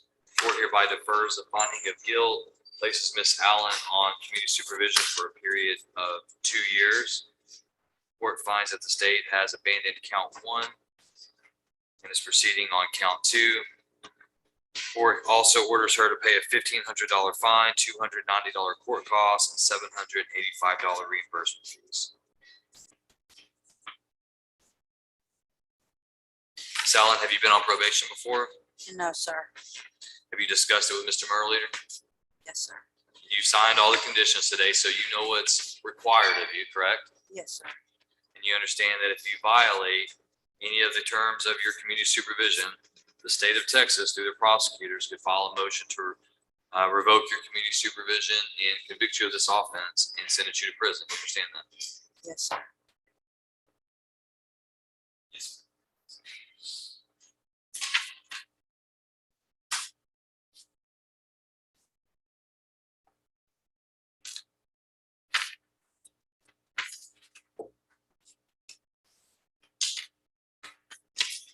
All right, Ms. Allen. Hereby remanded to the custody of the Van Zandt County Community Supervision and Corrections Department so they can carry out the terms and conditions of the sentence. I'm going to have you step forward to be fingerprinted with the bailiff.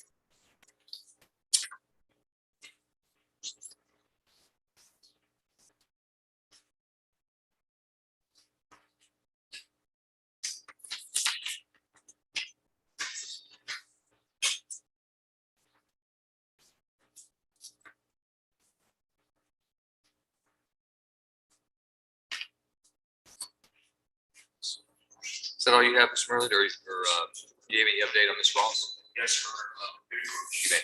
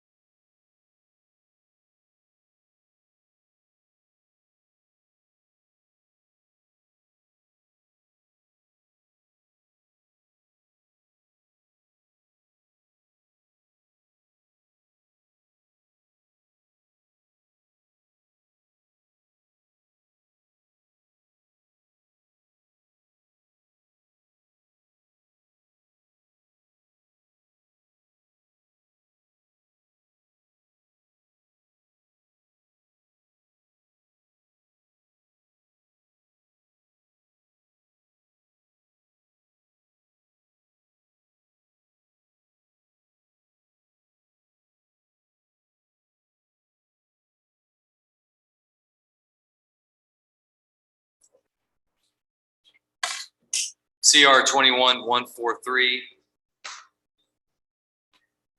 Ms. Ross is set for docket call today Ms. Ross, I'm gonna have you raise your right hand. I'm gonna place you under oath. Ma'am, do you swear that the testimony you give to the court today will be the truth, the whole truth, and nothing but the truth? So help you God. All right, you may put your hand down. Ms. Ross, I hold in my hand a document entitled Waiver of Jury Trial. Did you go over this document with your attorney, Mr. Murleader? Do you understand everything that you read? Yes, sir. You understand that you have the absolute right to have your case tried before a jury of your peers? Yes, sir.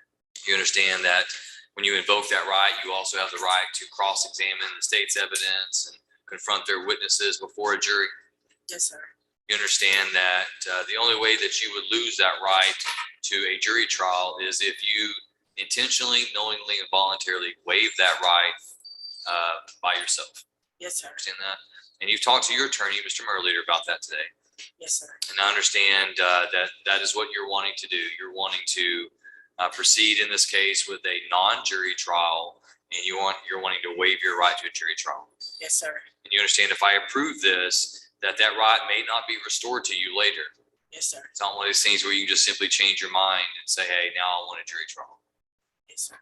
So understanding the importance of the rights that you're waiving, and understanding that you've had these discussions with Mr. Murleader, and that's, I'm assuming, Mr. Murleader, I see your signature here. You're joining in with Ms. Ross in this request. Is that right? That's correct. And you've advised Ms. Ross about the importance of what she's waiving. That's correct. And based on the agreements that you have with the state in this case, that's your recommendation to the court as well. That's correct. And Ms. Heisel, on behalf of the state, actually, I believe Ms. Curry probably signed this, it looks like. I believe so, But to your understanding, Ms. Curry has joined in with this request on behalf of the state as well. That is correct. All right, Ms. Ross, has anyone threatened, forced, or pressured you to make you feel like you've had to waive your right to a jury trial? No, sir. Okay. All right, then, Ms. Ross, based on your testimony, the court will find that you have intentionally, knowingly, and voluntarily waived your right to a jury trial. The court will approve that waiver, and we'll set you for a non-jury trial. But I'm going to set you in the meantime on March 8th for a status by Zoom. And in the meantime, Ms. Ross, I want you to make sure that you are complying with your conditions of pretrial release. Make sure you're reporting. If you don't pay, if you don't report like you're instructed to, then I may withdraw that Zoom hearing and make you come back before then. You understand? Yes, sir. And I show that you're still delinquent $90. So I'm going to give you till the end of the week to get that paid. When he started my probation, he told me that it started in October. So, I mean, I guess I was confused really about the whole thing. But I spoke to Mr. Waddell today, so I got everything straightened out. But the payment hasn't went through the system. All right, I want you to be owing $0 by the end of the week. Yes, sir. I got you. Thank you. All right, once you sign this notice, get the yellow copy. Mr. Waddell, do you need her at all? All right, then you're free to go. All right, thank you.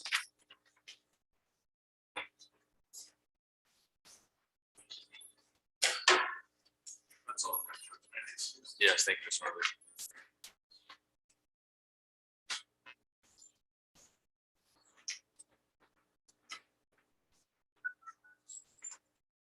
Chad Atkins,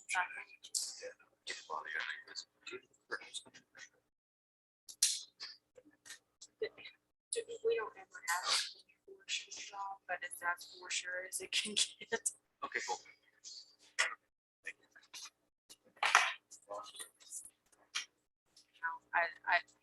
I can't imagine something would happen to Atkins at this point.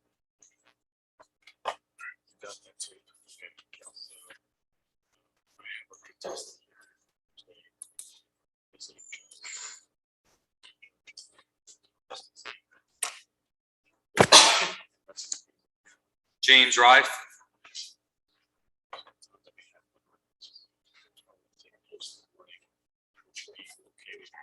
This is CR 21-307-308.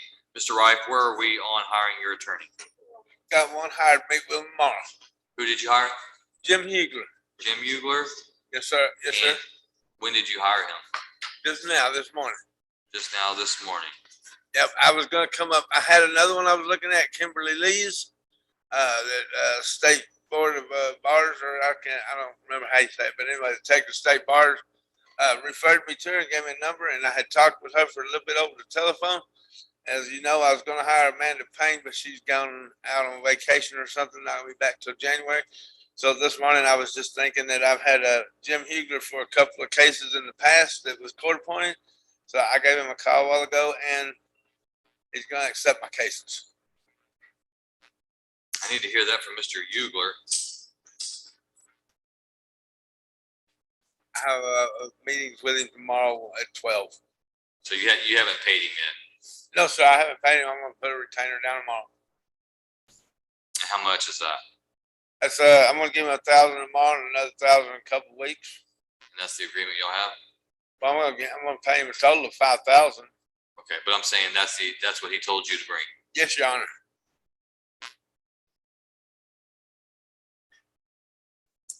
All right, Mr. Reif, I'm going to take you at your word, and I'm going to reset you for arraignment on January 6th at 9 a.m. I want you to sign this form that the deputy has.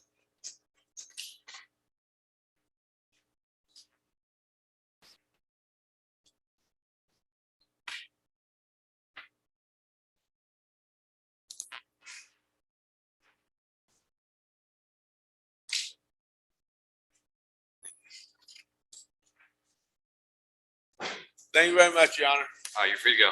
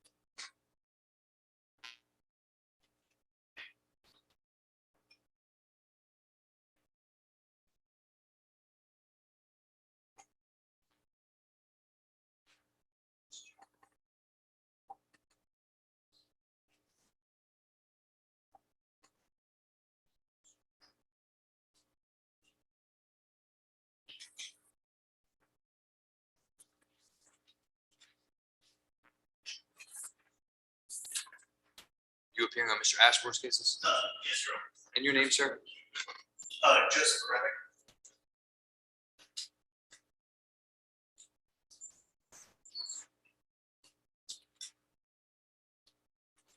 All right, Mr. Craddock, if you're ready. Is Ashley Blair here? Got a note that Miss Blair may have maybe COVID positive and we're waiting documentation. Yes, that's the case for Miss Blair, as I understand it from my office. So what I'll do is I'm going to issue a judgment nisi for Miss Blair. I will take that under advisement Thursday at 5 p.m. And if I get the documentation that supports that, then I'll withdraw the nisi, or I'll keep it from issuing. We'll need to reset her arraignment. Mr. Ashmore available on January 6th. I believe he should be. I don't have his calendar right now myself personally, but.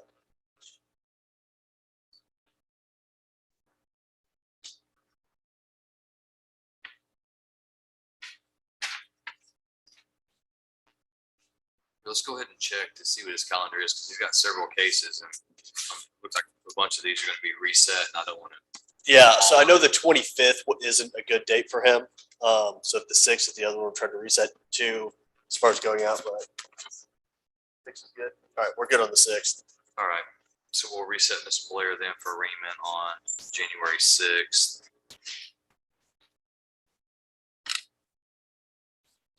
Is Britney Boyd here? That is another potential COVID test where we got, so I got a picture from my office saying it was from her, and then she had a positive COVID test, but it was missing some identifying information, to essentially prove it's her test. We are trying to get supporting documentation from her as well. We've placed calls into her to try to get a response. I've not heard back yet. All right, court will take a judgment not assigned under advisement until Thursday at 5 p.m.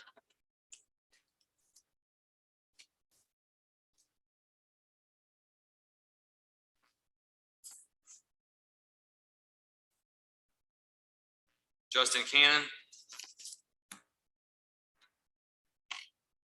To CR 21282. And Mr. Cannon is set for pretrial. Any contested pretrial motions, motion to quash, motion to suppress, anything of that nature? Not today, Your Honor. Do you have your office received discovery? So we have received some. We're still working with the state to get some additional discovery matters related, because there's an unindicted offense related to this case as well that we're still trying to figure out precisely what to do. We just got our first offer from the state today. And so we would like to reset as we get all those issues resolved. All right, we're gonna set, if there's no contested pretrial motions, court will set this for docket call on January 6th. Mr. Cannon also showed that on an older case, CR 14474, you're delinquent about $1,500 on fines, court costs, things of that nature. So after you sign this notice and you get the yellow copy to come back on the 6th, I want you to report at the end of the hall to Miss Bonnie LaPrat, the court compliance officer, and verify that. And if you are delinquent, I need you to start making your payments to a payment plan. Yes, she's been. If you don't, it's going to result in a warrant. Yes, sir. Okay. All right. So go ahead and have him sign that form, and then he can go.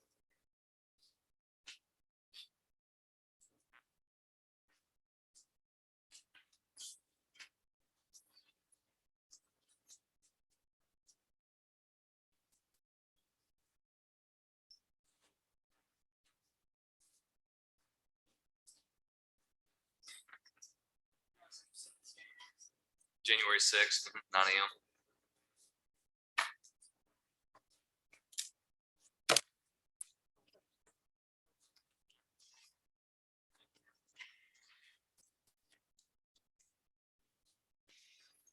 Joe White.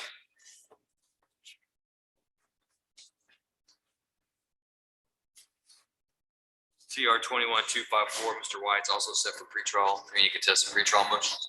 No, Your Honor. All right, court will set Mr. White for docket call on January 6th at 9 a.m. Mr. White, once you sign the yellow copy, once you sign and get the yellow copy, you're free to go.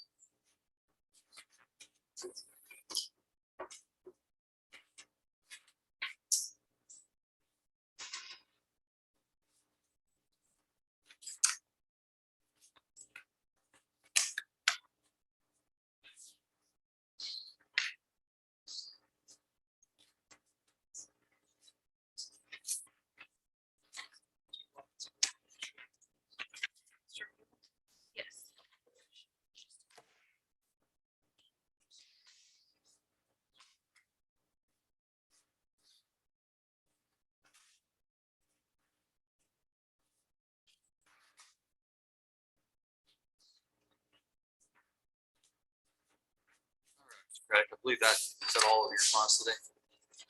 Yes. Mr. White, you ready?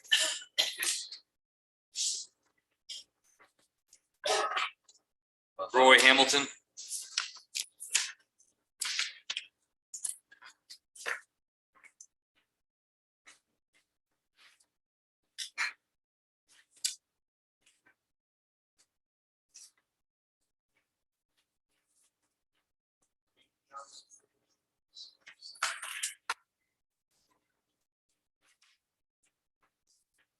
All right, Mr. Hamilton, if you'll raise your right hand, sir, I'm going to place you under oath.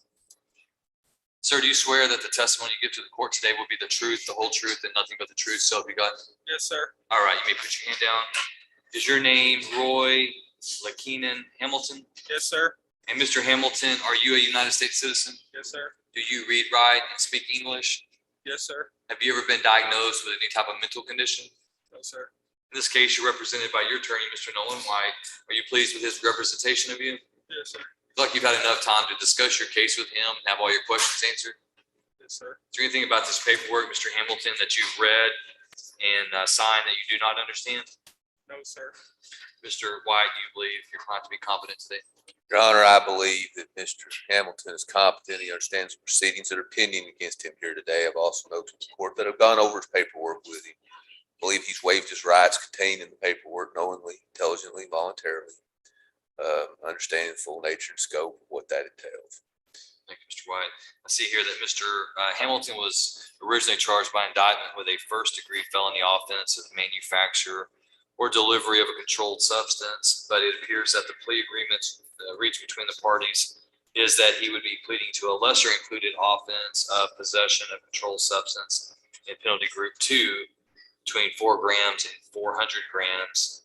And the recommendation is that he be convicted of that offense. His punishment be assessed at 10 years confinement in TDC, with that sentence being suspended and being placed on 5 years probation, a $2,500 fine, $180 restitution, and then a couple of other cases, unfiled cases being taken into consideration. Is that your understanding, Mr. White?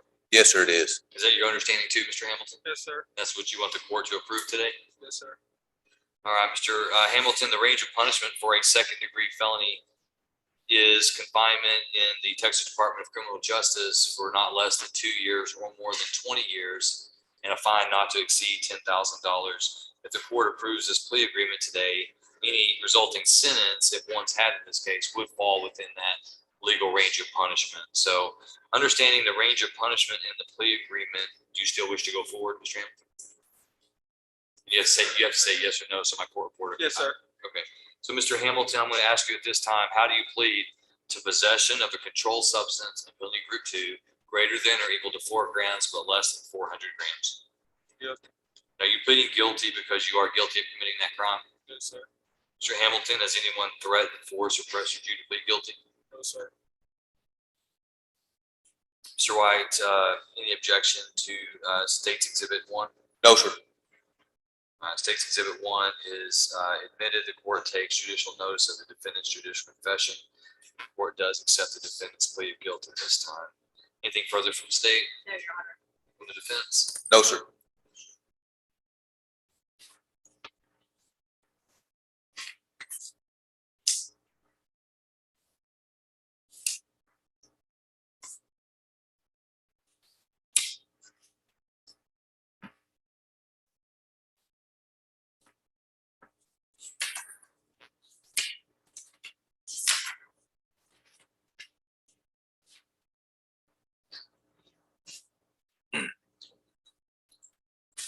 All right, court's reviewed the evidence, and I do find sufficient evidence to convict Mr. Hamilton of this offense.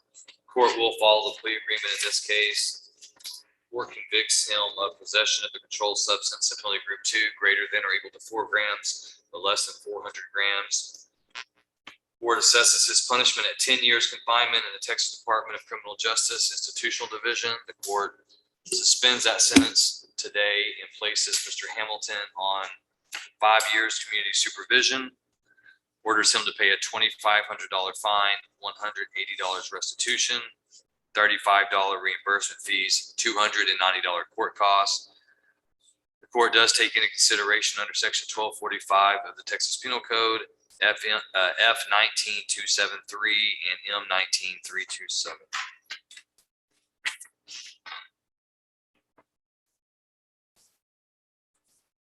Mr. Hamilton, have you been on probation before? No, you have. Did you successfully complete it, or did you get revoked? I successfully completed. Was it a misdemeanor or a felony? Attempted felony. Attempted felony? How long were you on probation? 4 years. 4 years. All right, so you know that probation's not easy, don't you? Sir. Right? It's easier to It's sit. easy. It's It is. easy Just if you do do the what right you're supposed to thing. do. Yeah. Yes, sir. But you understand what happens if you don't do what's easy, right? Yes, sir. And what is that? Y'all arrested me. And so if you violate your probation and the state proves that to the court, then what happens to you? I get arrested. You get arrested. Well, where do you go? Jail. Go to prison for how long? 10 years. 10 years.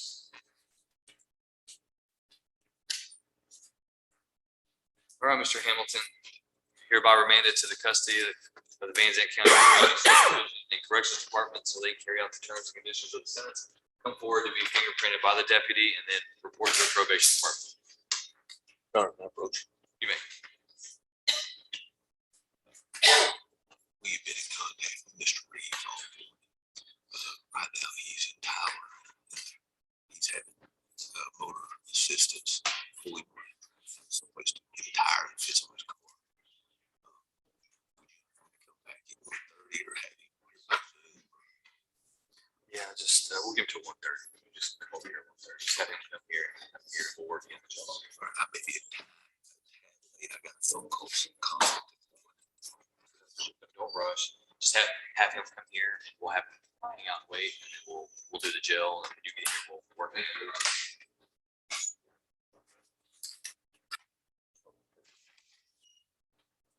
So we'll recall Jeremy Reeves at 1:30.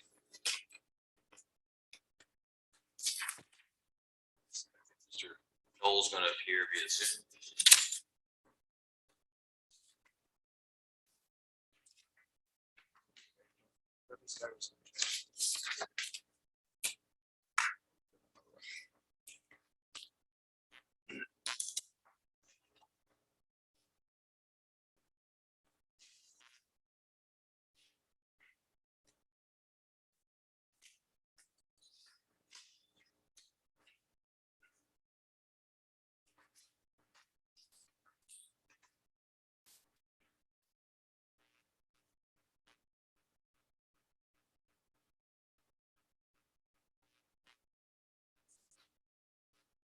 You're almost there. Almost. Hold Now on. you're there. You're good now. Thank you, Judge. You're welcome. Good morning, sir. How are you? Pretty good. Just too many places at the same time, I guess. Hey, gotta be thankful for Zoom though. Yeah. I think we've talked about Zoom mileage. I'm still not getting it though. All right, looks like you have 3 on the docket today. At least I have you down for 3. I have you down for Theodore Houston. Also have you down here, Jason Jones, and also Robert Crane. Now, Robert Crane I have is verified in Wood County. That's correct, Judge.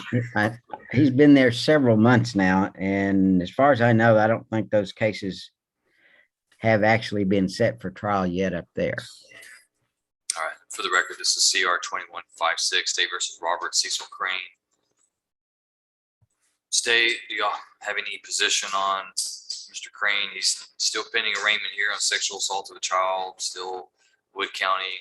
Does state have any update on the status of his cases over there? Mr. Knoll does not. Says he doesn't believe that they've been set for trial. Judge, it's Heisel's case. I don't know off the top. I'm trying to look it up to see that we have any updates as to his status in Wood County. All right, we'll recall that one, Ms. Heisel. Jason Jones, CR 21297. Judge, I believe Mr. Jones is set for arraignment today. He should, well, there he is. He and I actually spoke yesterday as I recall, reviewed, one, the spelling of his name and the type of charge that he was facing. I believe that he understands the charge. For the purposes of arraignment, we would enter a plea of not guilty. His name is spelled correct. I actually have a plea offer out, but I'll have to discuss that with Mr. Jones. I actually sent him a text message earlier to give me a call. If he could call me after the docket call, we could probably discuss that. I show that we arraigned him back in October 14th. I actually showed that today was arraignment, but I think we can probably have a plea agreement in place by next docket. All right, so you don't have any contested pretrial motions? No, Your Honor. All right, so we'll set Mr. Jones for docket call. The two dates I have available right now, Mr. Knoll, are January 6th and January 25th. Do you have a conflict with either? Let's try the January 6th. All right, Mr. Jones, court's going to order you back for docket call on January 6th at 9 a.m. Once you sign and get the yellow copy, you're free to go. Thank you, Your Honor.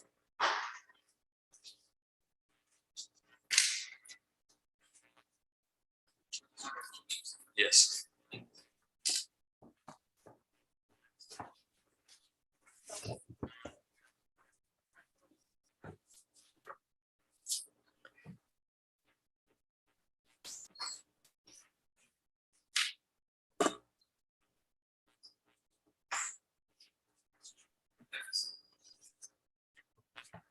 You know what? That is probably Mr. Craddock's. I think the other astronauts, they just walked out. If you want to chase it down, I'll wait. Craddock, Joe Craddock.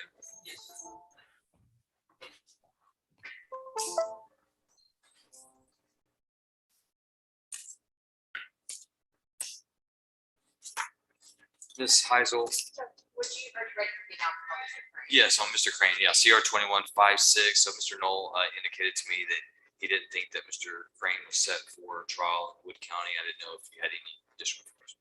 Judge, that's my understanding as well. He was picked up there on almost identical charges to our charges here. He actually does face some additional charges there on top of what he faces here.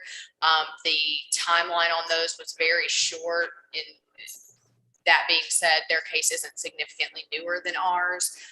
So for the time being, we have filed a motion to hold bond insufficient, which this court has granted to place a hold on him. So to ensure he would not be released from Wood County without being transported to Van Zandt County. However, given the unlikelihood that these would be resolved without a trial, we are content to let him stay in Wood County for the time being until he resolves all of his business, basically. Mr. Knoll. I think that's correct. I think he actually has, as Ms. Heisel has indicated, a similar charge. Plus, I think it is 2 assault on public servant charges that he's also facing there in Wood County, if I remember correctly. Have you visited with your client in Wood County or?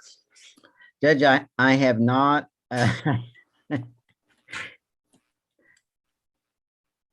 The lawyer, I'm trying to think back, I think the lawyer that represents him in Wood County is a lawyer out of someplace around Dallas.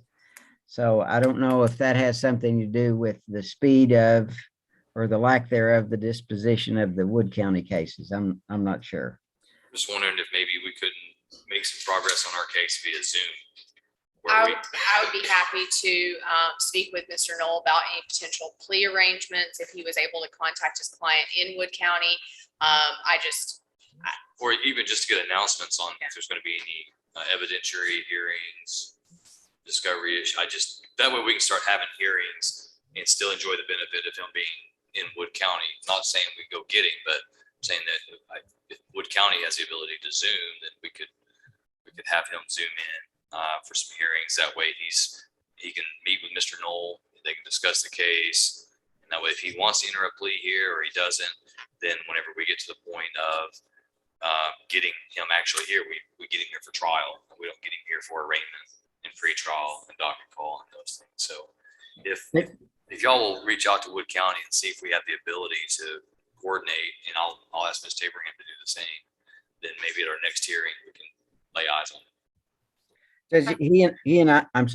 He and I have had a discussion to some extent on the, what I perceive as the potential evidence in the case, as well as some statements that he made in an interview with law enforcement. He was not in custody at the time. So there's not an issue with statements that he did make, as I recall. All right, so let's go ahead and set him on. I know it's going to be quick, but let's go ahead and set him on January 6th, and we'll just do that for the purposes of seeing if we can do a Zoom.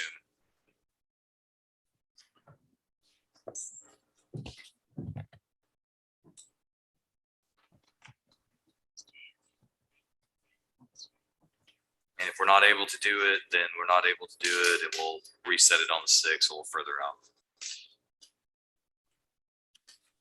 Thank you, Judge. Theodore Houston.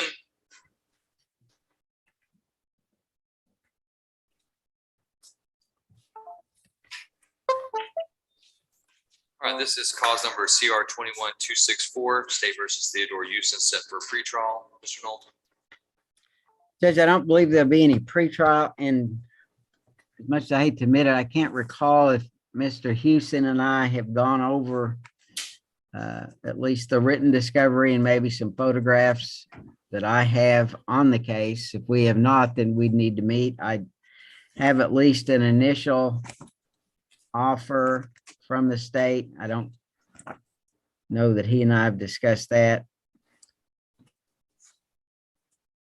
I don't believe he has any criminal history, but it is the offer does involve some state jail time. So he needs to probably make a decision on a couple of issues, but he and I would need to talk in person about that. All right, if there's no contested pretrial motions, I can set you for docket call. Docket call would be fine, and I guess the 6th would work. Okay. All right, Mr. Houston, the court's going to set you for docket call on January 6th at 9 a.m. The bailiff's going to bring you this form. If you'll sign that, we'll give you a yellow copy, and then you'll be free to go. Judge, if just make sure that he has my number. It seems like before he leaves the courtroom, I guess if Patty could do that so that he can call me and review this and make some decisions. All right, I'll make sure that Houston has it. And my cell number is fine, Judge, as far as I'm concerned. Patty has that. All right, she's talking with him now, so. Thank you, Judge. All right, I believe that takes care of your cases today, unless I'm mistaken. Judge, I have Mr. Marley this afternoon on a jail case. If at all possible, if I could zoom on that. I got a 6-page letter from him day before yesterday that would indicate there's probably some medical records that I would need to get. He apparently had a procedure. That's fine. That's fine. You can zoom in this afternoon. Okay, and that'll be the same number, Your Honor? Yes, be the same number. Thank you, Judge. You're welcome.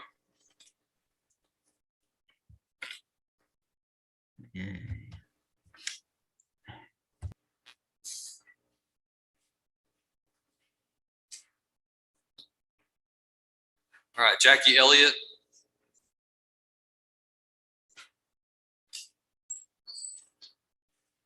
All right, Miss Elliott, court called your case earlier. You requested a court-appointed attorney.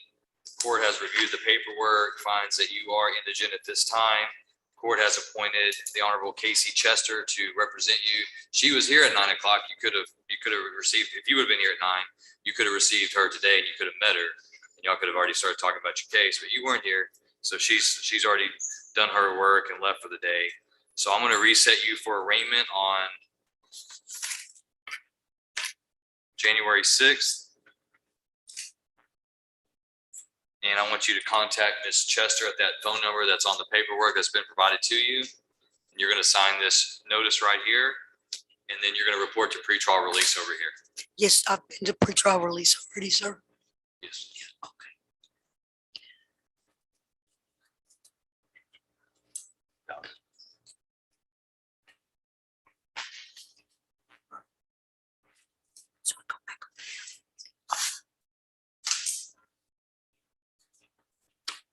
Miss Elliott, after you talk to them and you talk about your pretrial release, then I want you to go all the way back down to the end of the hall. Sure. Well, you've already met with Bonnie about your. Yes. Okay, good. Okay. Excellent. All right, thank you.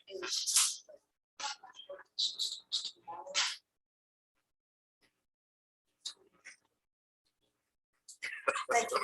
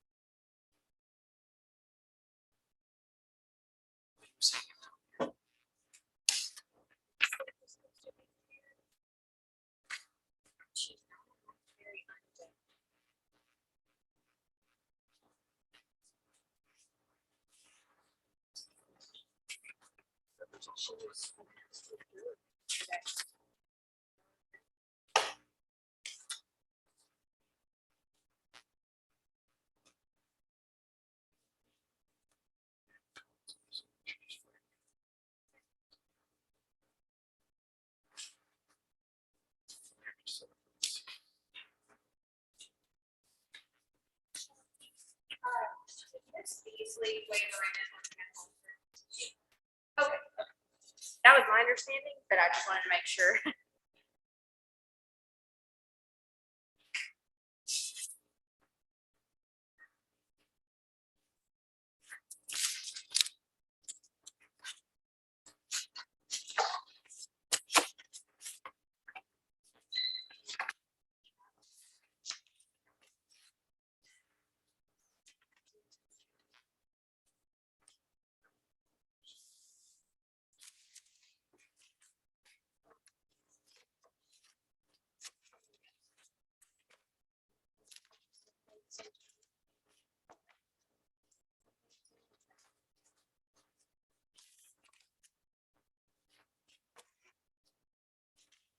Robert Schultz.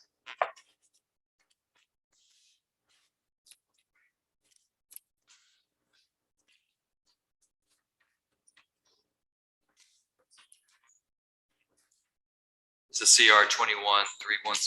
Mr. Schultz, we reset your last hearing so that you could hire an attorney. Where are we at on that? Well, I'm trying to hire an attorney. I have several I've contacted. They want You about got to move five. your hand. I can't hear you or see your lips. I'm trying to hire an attorney, okay? My wife I passed. know you're trying to hire an attorney. Okay. That's why I reset your case for today. My wife passed away this year because of the virus. I'm financially kind of having problems. I'm trying to hire an attorney. They want anywhere from $4,500 to $5,200. So what I'm trying to do is I have bills and I have debt. So I'm trying to accumulate monies to be able to hire an attorney for this. So How long would it take for you to hire an attorney?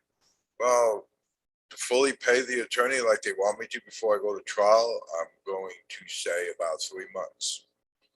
It's not going to work. Okay, so you tell me what you need. Are you gonna hire an attorney? Yes, sir. I am going to hire an attorney. I can't give you 3 months. Okay. You tell me what you're going to do to hire an attorney to represent you in less than 3 months. Okay, I've been advised recently about 4 days ago on who to call. So That you can what? I've been advised to call an attorney that's reasonable. So that's what I'm going to do later today or the first thing tomorrow is call. I think I would have done that before I came to court. I'd be calling all the attorneys that I could to find out. Called about 15 attorneys, sir. Who are some of the attorneys that you've called? Jeff White, Nolan White, Elliott, Fisher and Phillips, Deandra Grant, Roxy, Clark, Max Bingham, Robert Fitzgerald, and a couple more.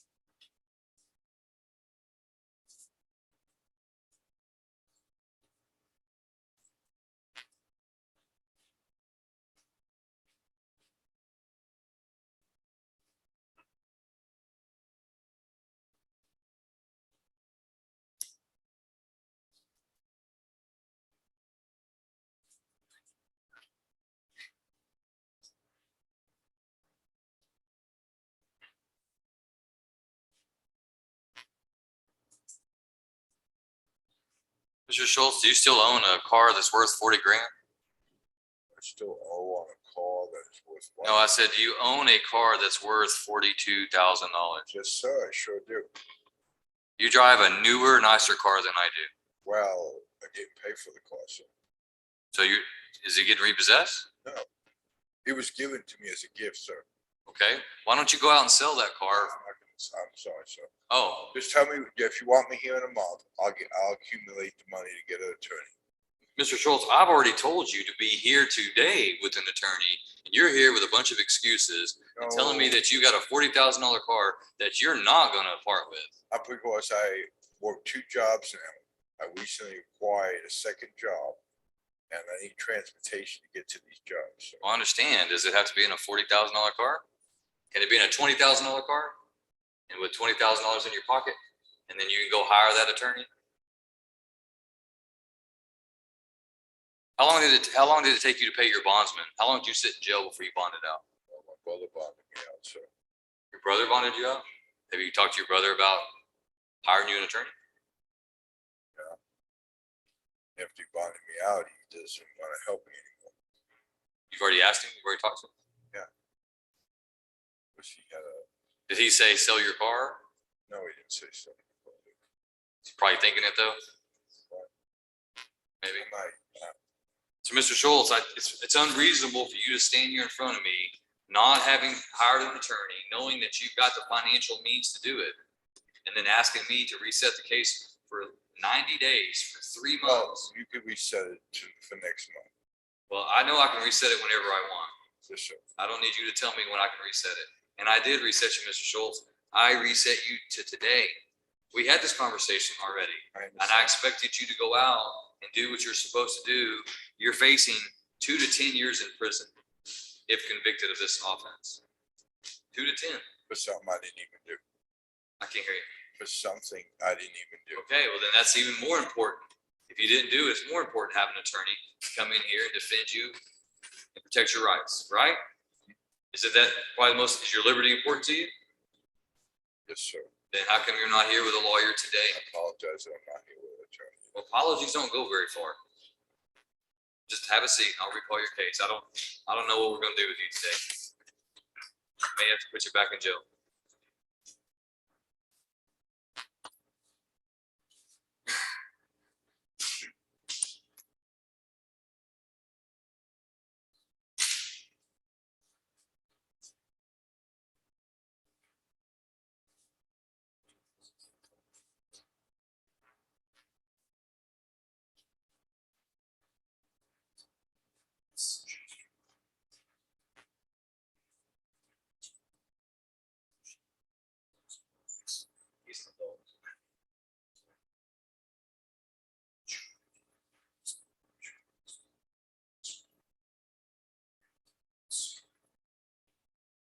These are taking it to.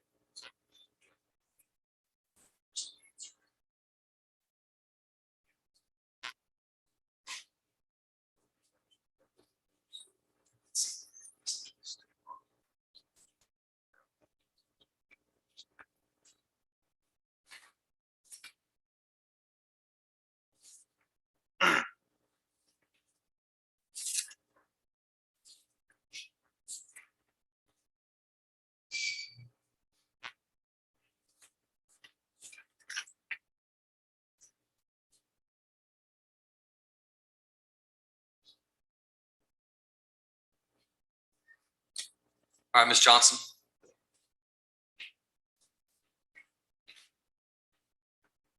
CR 21296. Ms. Johnson, you've requested a court-appointed attorney. The court's reviewed your paperwork, finds that you do currently meet the requirements of being indigent at this time. The court has appointed the Honorable Mitch Adams to represent you. I believe you've been given his contact information.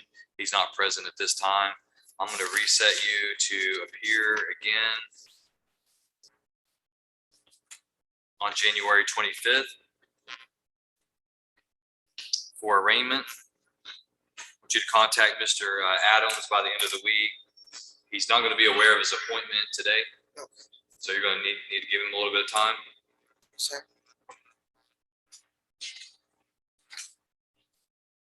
And then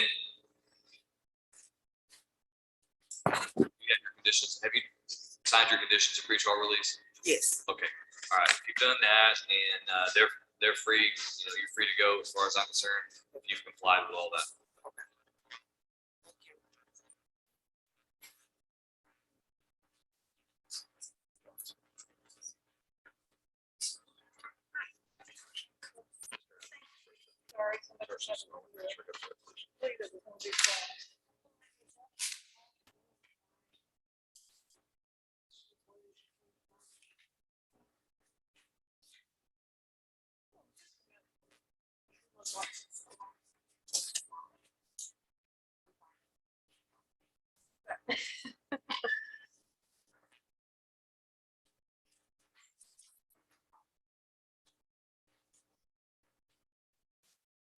Got an email.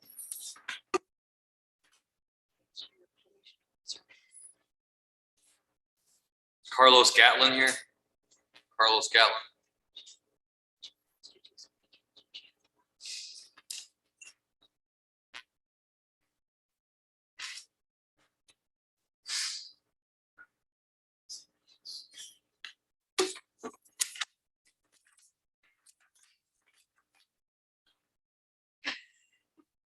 Chuck Sherwood here.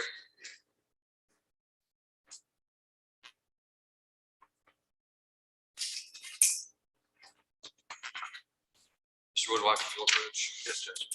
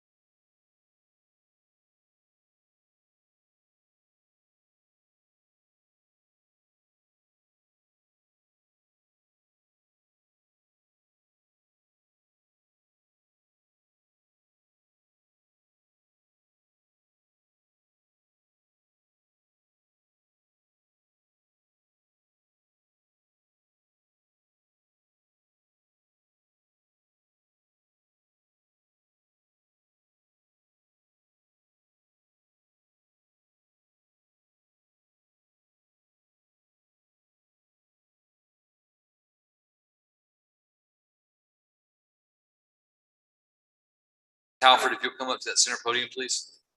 Document. This is cause number CR 21325, State versus Hannah Nicole Halford. Ms. Halford, I'm going to swear you in. If you'll raise your right hand. Ma'am, do you swear that the testimony you give to the court today will be the truth, the whole truth, and nothing but the truth, so help you God? Yes, sir. All right, you may lower your hand. And Ms. Beasley, I show that we're set for arraignment today on Ms. Halford. That is correct, Judge. Her name spelled correctly? Yes, sir. If I may proceed, my client's name is spelled correctly. She understands what she's charged with and wishes to enter plea of not guilty at this particular time, Judge. All right, court will enter Ms. Halford's plea of not guilty into the record. Ms. Halford, I also show that you want to waive your right to a jury trial in this case and proceed with a plea agreement. Is that right? Yes, sir. And we're not proceeding with a plea today. Do you understand that? Do you understand that if you waive your right to a jury trial, you're going to waive your right to confront the state's witnesses and their evidence in front of a jury? Yes, sir.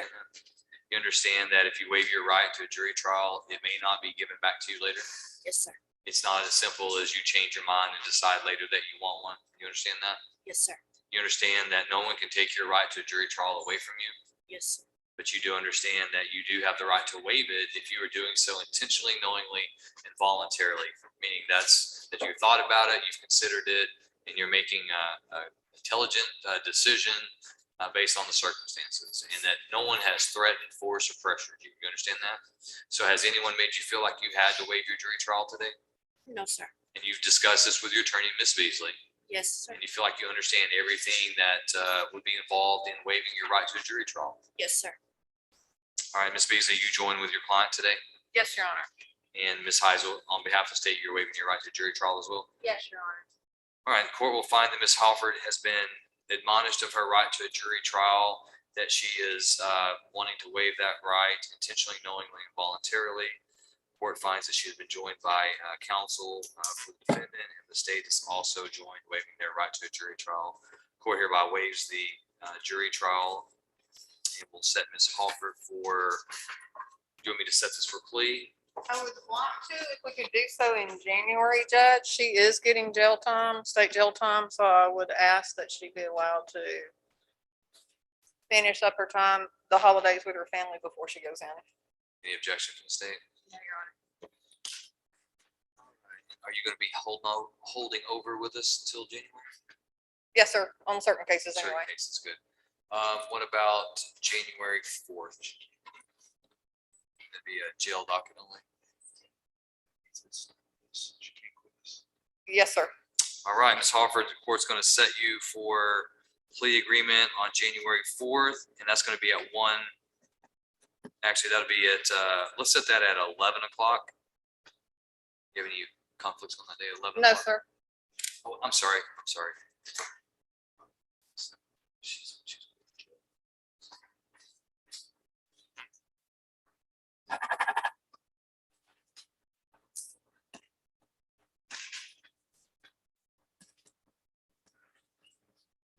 Sorry, we're looking at logistics here.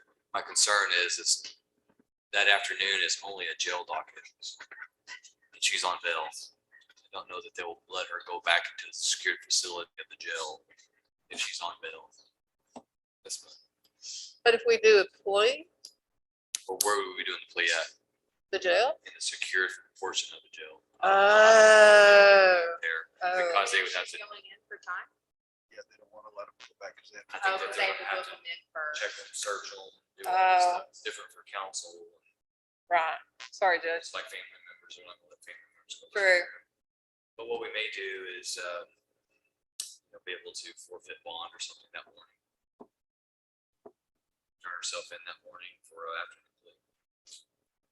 Ms. Taberham's checking. Okay. Otherwise, I think we have the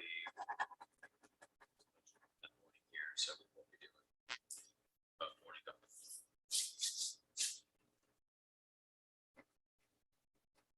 If that's the case, we may just do it.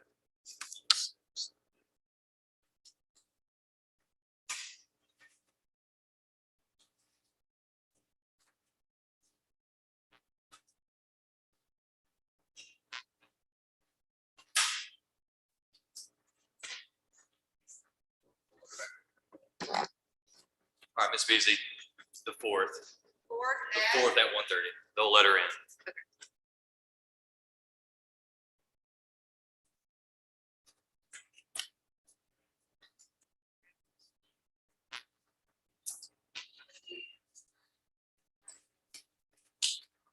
Just take her hand. A bond form for Mr. Go to the bathroom. Yes. Yes.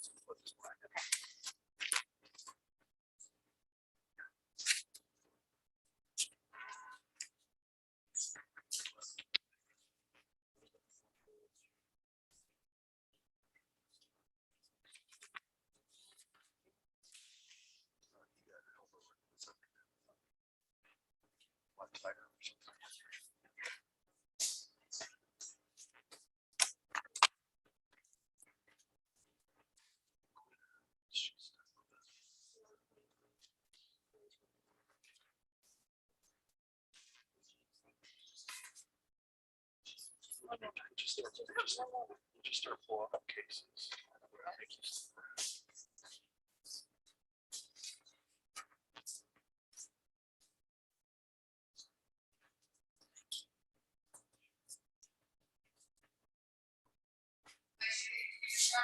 Yes, ma'am. We'll see you back on January 4th at 1:30.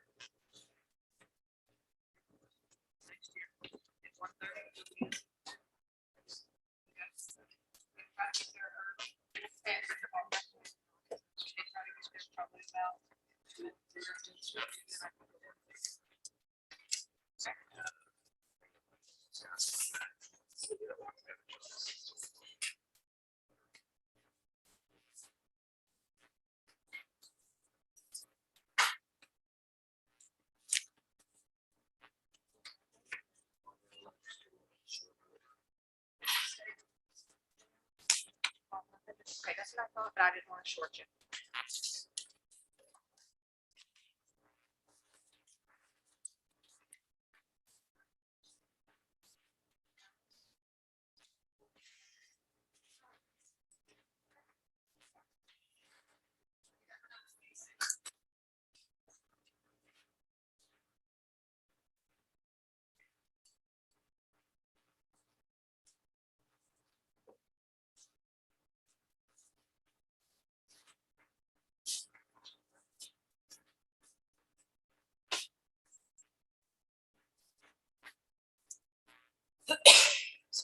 Ready to go.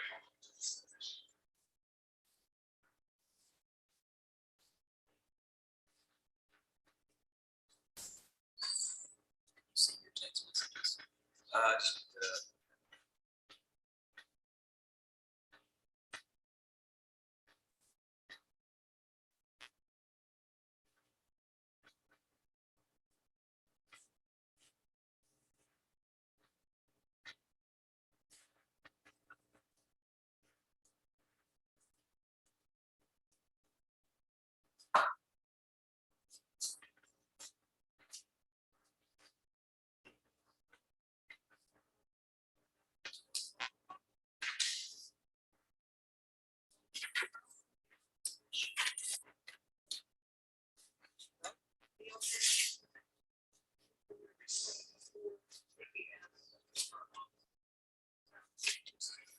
I've been speaking with Nancy Wood since he doesn't. I said, well, that's fine. He's clean. Release him, reset it. I said, the other day, if it's not, then reset it and tell you you'll be able to find it. He asked if we Mr. Sherwood his cell phone number and asked them to call, but I'm like, call Mr. Sherwood needs to figure that out.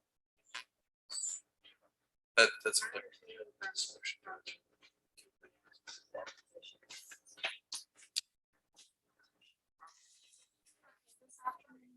Brandon Harrison is now in Walker County Jail. Yeah. Got 9 months state jail there in Walker County.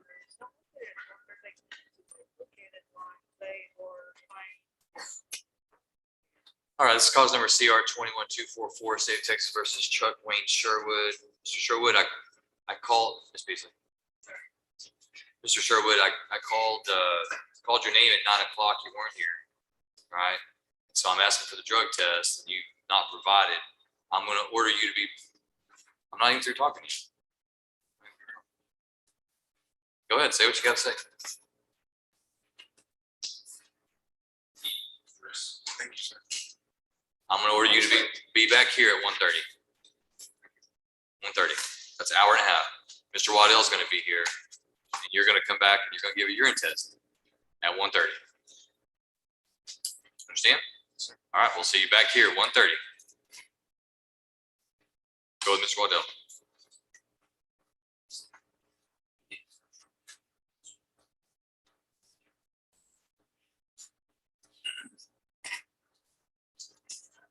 All right, that's going to complete this morning's docket. We're going to stand in recess until 1:30. We'll call the names that were not present this afternoon at 1:30.